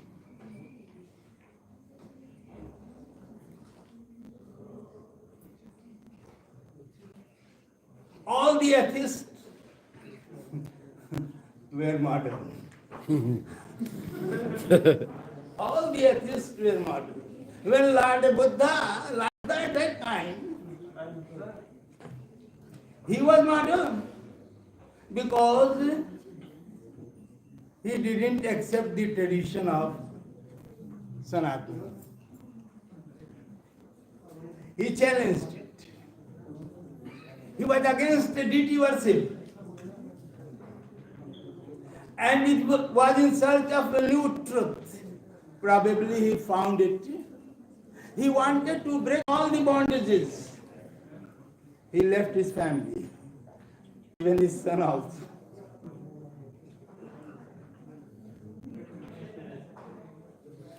And what truth he got under a tree, Bodha tree at Bodh Gaya. He wanted to tell the truth to his disciple at Ragnar. He was against the deity worship, against the philosophy of Sanatana Hinduism.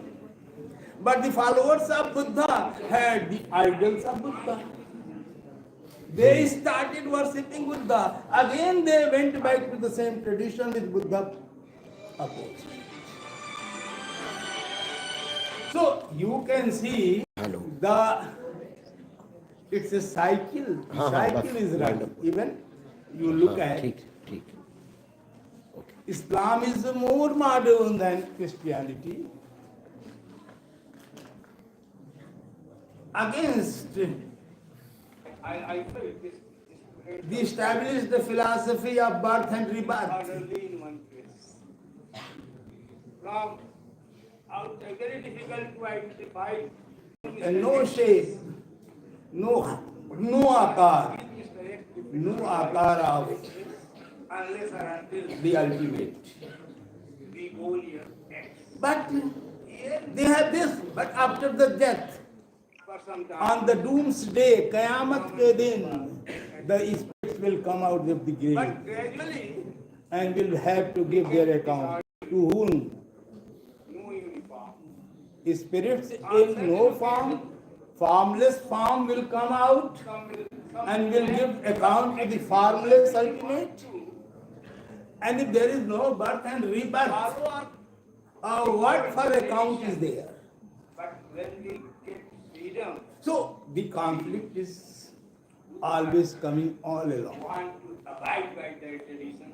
So we have a cycle of modern and postmodern and tradition, all the three continue in our life. We have the nostalgia for tradition. We want to create tradition by becoming more and more postmodern, modern. With this, I'm very thankful to the organizers, Dr. Sudhir, Narayan Singh, the head of department. Thank you all very much.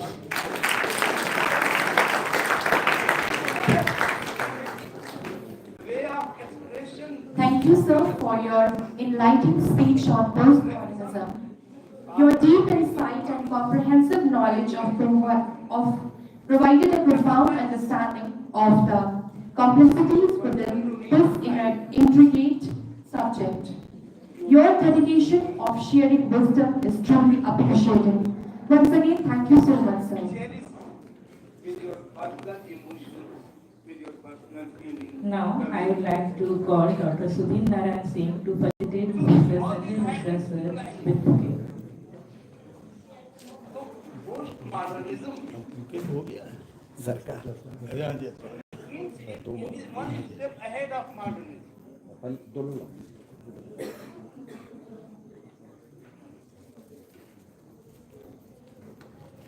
All the episteme. Sir is facilitating.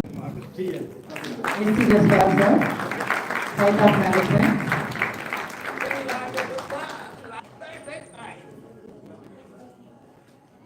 He was modern because Sir is now facilitating. Sanjay Mishra sir, DGS, R&D. Thank you, sir. he was against the dictatorship. Now, I would like to call Professor Sanjay sir to come on the podium and enlighten us with your views, sir. Thank you.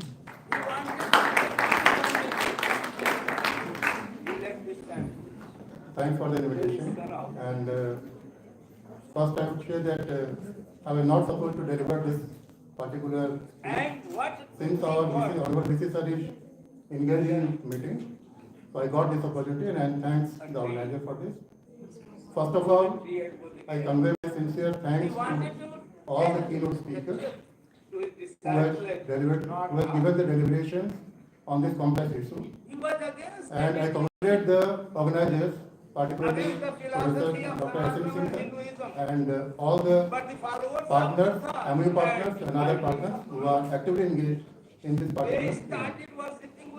As far as the issue is concerned, I can say that because since I am not from the literature part, I am from the technical side, but whatever the deliberations I have heard, I can say that for the young generation, this particular topic is going to be very useful, because what we can see in the real society is that, in fact, whether, even though we are adopting the new technologies and new things for our communication and all these things, but the regional feeling and the cultural feelings are shrinking every day. So we need something, we need a platform where we can extend our thoughts so that the particular barrier, the cultural barriers which is actively engaged in the society, they get eliminated properly, and we can mitigate all those barriers so that we can interact and we can create a very harmonious and peaceful society at the global level, at the national level also. And for the young generation, this particular topic, the keynote deliberations, the particular technical sessions which will be held today as well as tomorrow also.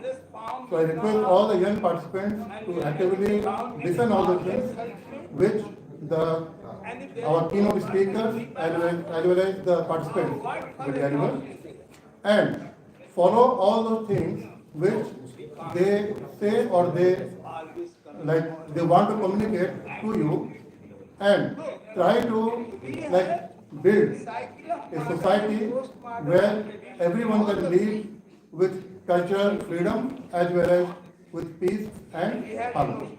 So with this, I again congratulate all the participants, and I especially congratulate all our partners and organizing society for this beautiful event. Thank you once again.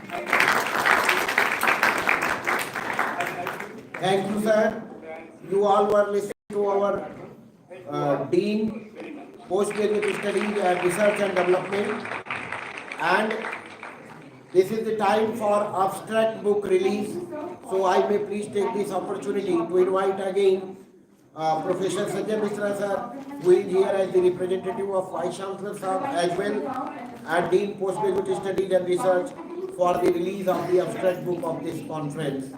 So this is the almost last moment, final moment of the inaugural session and of International Conference on Recent Trends in Postmodernism and Reappraising Literary and Cultural Episteme.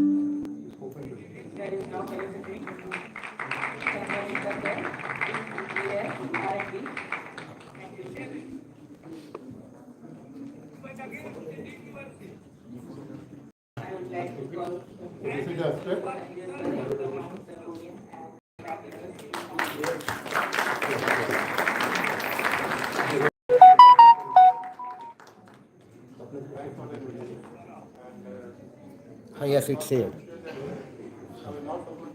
Run some pages run kar di. Page run kar di.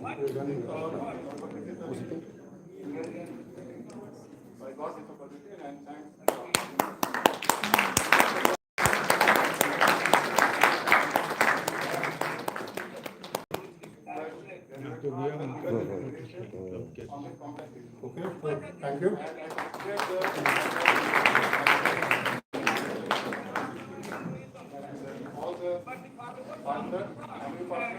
So here is the contribution of all the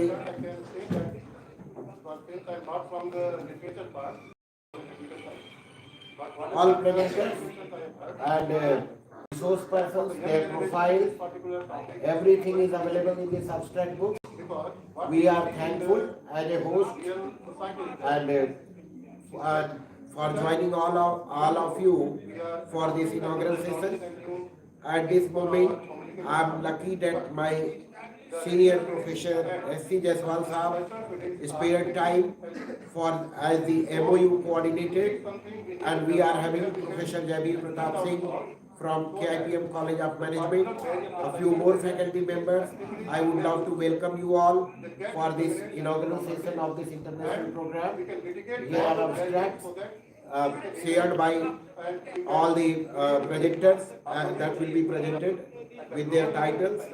We are having lot many topics, like even for the first time we are having an abstract on forensic linguistics. That is another domain of language learning, and a lot many things are there. So we can have these titles like Metamorphosis of Danish and Gauri, a critical study of OTT text Tali. Then a lot many papers, changing an unavoidable term in special reference to Narayan, the vendor of the sweets. So before moving forward further, it's time for vote of thanks, and I would like to invite Mr. Raman Jaswal Dr. Raman Jaswal from Government Girls Degree College, Himachal Pradesh, Pune, the organizing secretary of this conference, to deliberate upon and to deliver his vote of thanks, acknowledge the vote of thanks. Over to Sudhir, Raman Jaswal. Dean, Postgraduate Studies and Research and Development. Well, thank you, Dr. Sudhir and Singh, my fellow friend.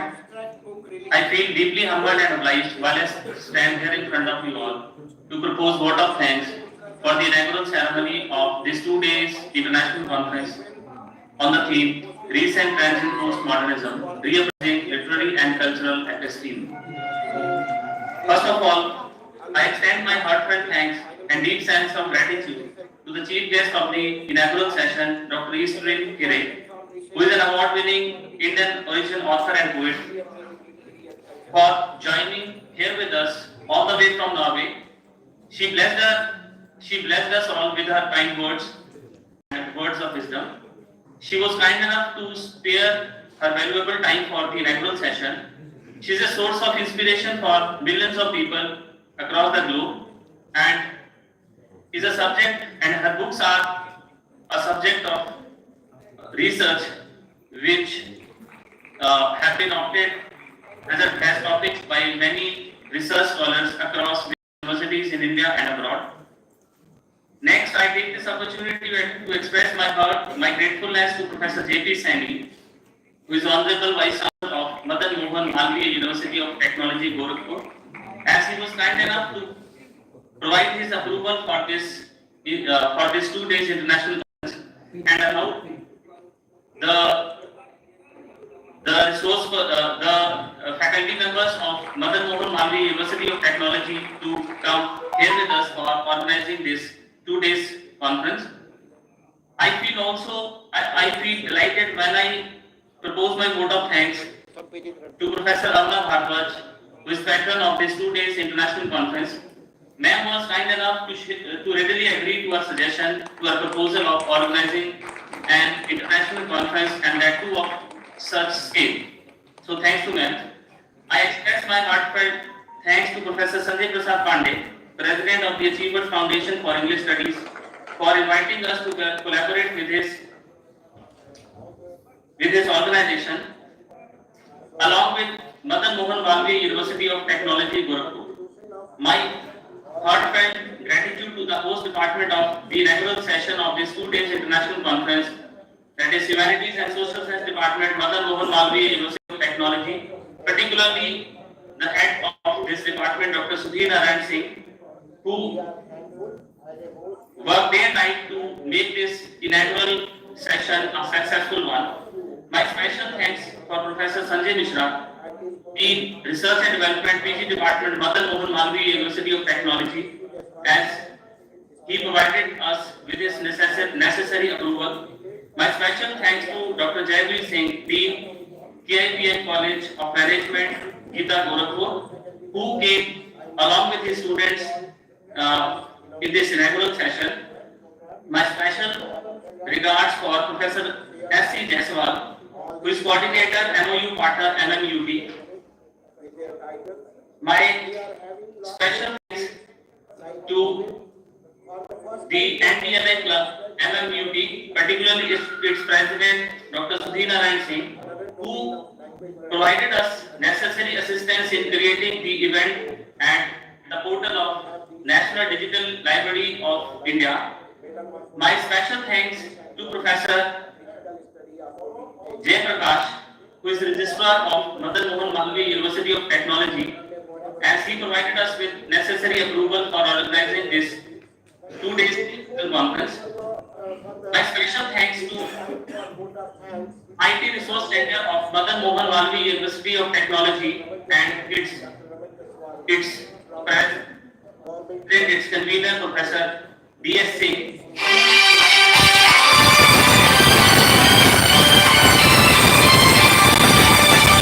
Thanks for Professor Arjun Dubey, who is Professor Emeritus and founder, Chairman of the Department of Humanities and Management Science at Madan Mohan Malaviya University of Technology, Gorakhpur.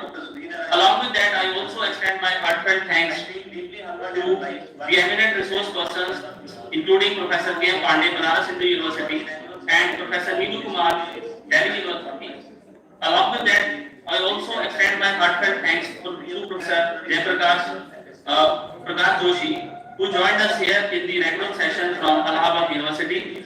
Along with that, I also extend my heartfelt thanks to all the delegates who joined us from various universities from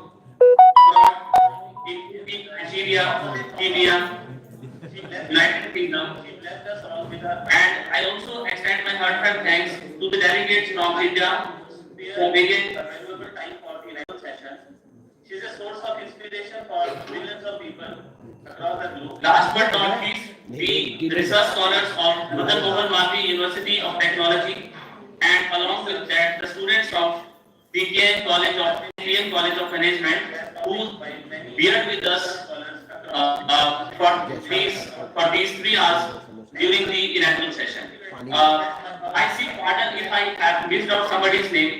Thank you all. Oh my God, thanks. Provide this approval for this 2 days international. Thank you, sir. Thank you for your words. Now, just to end the session, we are enjoying each and everyone's the speakers and all. Now we would like to end the session with national anthem. So every person in their respective place, please stand up. To Professor Bhadohi, who is patron of this 2 days international conference. Ma'am was kind enough to वो चल रहा है.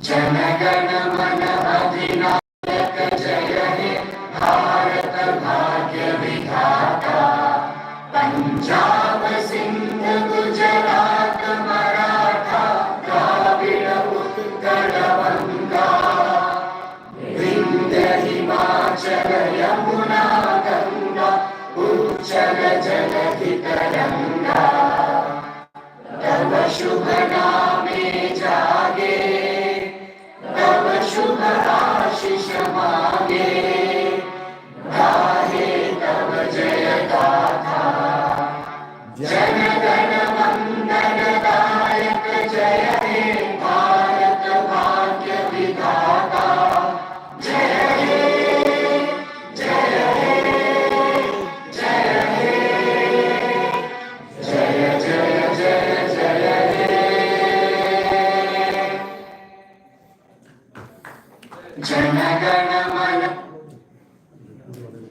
Thank you all for being with us, and rest of the session will be conducted online and hosted as per schedule, distributed.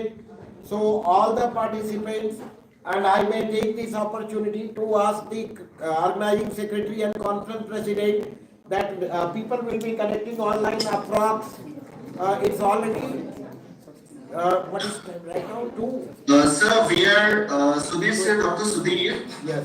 I think we are late now, so we'll start the technical session by 2:30 will be fine, Dr. Raman. So 2:30 will be fine. 2:45, I think 2:45 will be okay because people will be moving and connecting again. So 2:45 onwards, approx 20 minutes delay, 30 minutes. Okay, fine. So we will discuss now. 2:45. Thank you for being with us. So that's it from the side of Department of Humanities and Social Science, Mother Mohan Malaviya University of Technology, and we will be meeting in virtual sessions right now onwards for next 2 days. And thanks a lot. Now is it right to disconnect or close this session, Dr. Sanjay? Thank you so much, sir, for creating such a wonderful session during the annual time. It was really a mesmerizing session, Dr. Sudhir, and well arranged from your side, from your department, or rather, I would say your university. It was marvelous and mind-blowing. So we'll meet at 2:45 now. Thank you. Thanks a lot. Oh, okay, sir. Okay, sir.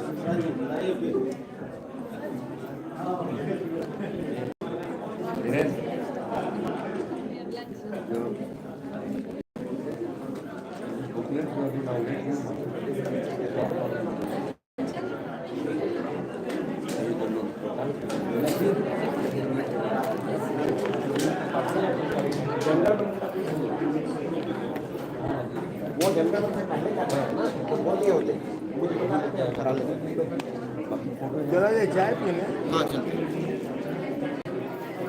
और thank you. और आप लोग आओ, बहुत अच्छा लगा। एक नया नजरिया जो है आपने दिया बहुत अच्छा इम्पैक्ट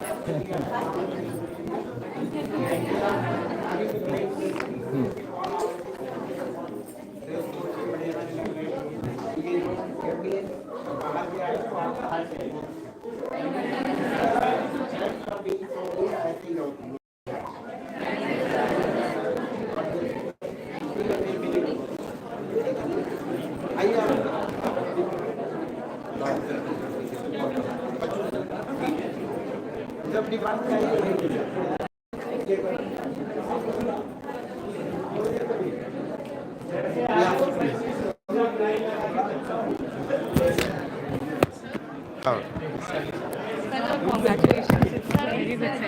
थैंक यू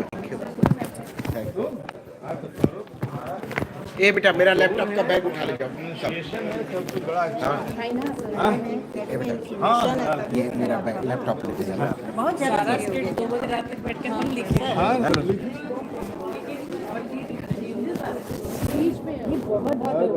ये बुके फ्लावर सब उठा ले जाओ, सब लोग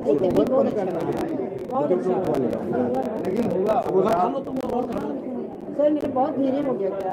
बहुत ज्यादा है मैम, बहुत ज्यादा धीरे। हाँ एक बार तो वॉल्यूम बढ़ाया मैंने, यहाँ से वॉल्यूम फुल कराया जब आप पहली बार बोल रहे थे। आप वही डिपार्टमेंट की है ना, जैसे बोलती हो उसी तरह के बोलिए। क्लास में जैसे बोलती है वही बोलिए, वही रिक्वायर्ड है। वो आवाज आपकी ज्यादा अच्छी है। आप बोलिए, कहीं धीरे धीरे बोलिए। वही जो है थोड़ा सा ज्यादा स्लो हो गया, कोई बात नहीं, सब निपट गया। ये बैग वैग उठवा ले जाइए, यहाँ बंद करा देना तुम लोग बेटा। इसको क्लोज तुम लोग ले लो, खा लो। हाँ तुम लोग मिठाई खाओ और उसके बाद विभाग खुलवा दो। सर लोग को बोल देना ये बेटा धीरे बाबू सब लोग फैकल्टी पेपर को लेकर विभाग में चलना, हम थोड़ी देर में ज्वाइन वहीं पे आ रहे हैं मेरे चेम्बर। ये फोल्डर उठा लो साहब, खाओ मिठाई तुम लोग।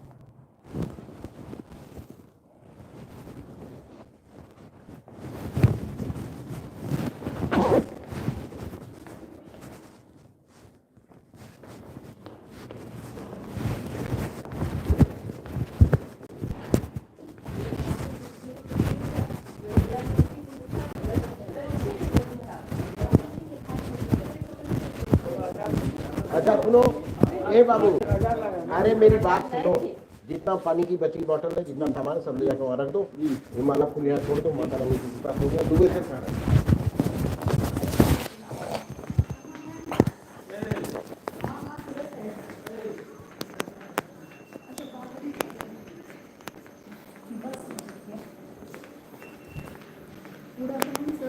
गुड आफ्टरनून बेटा।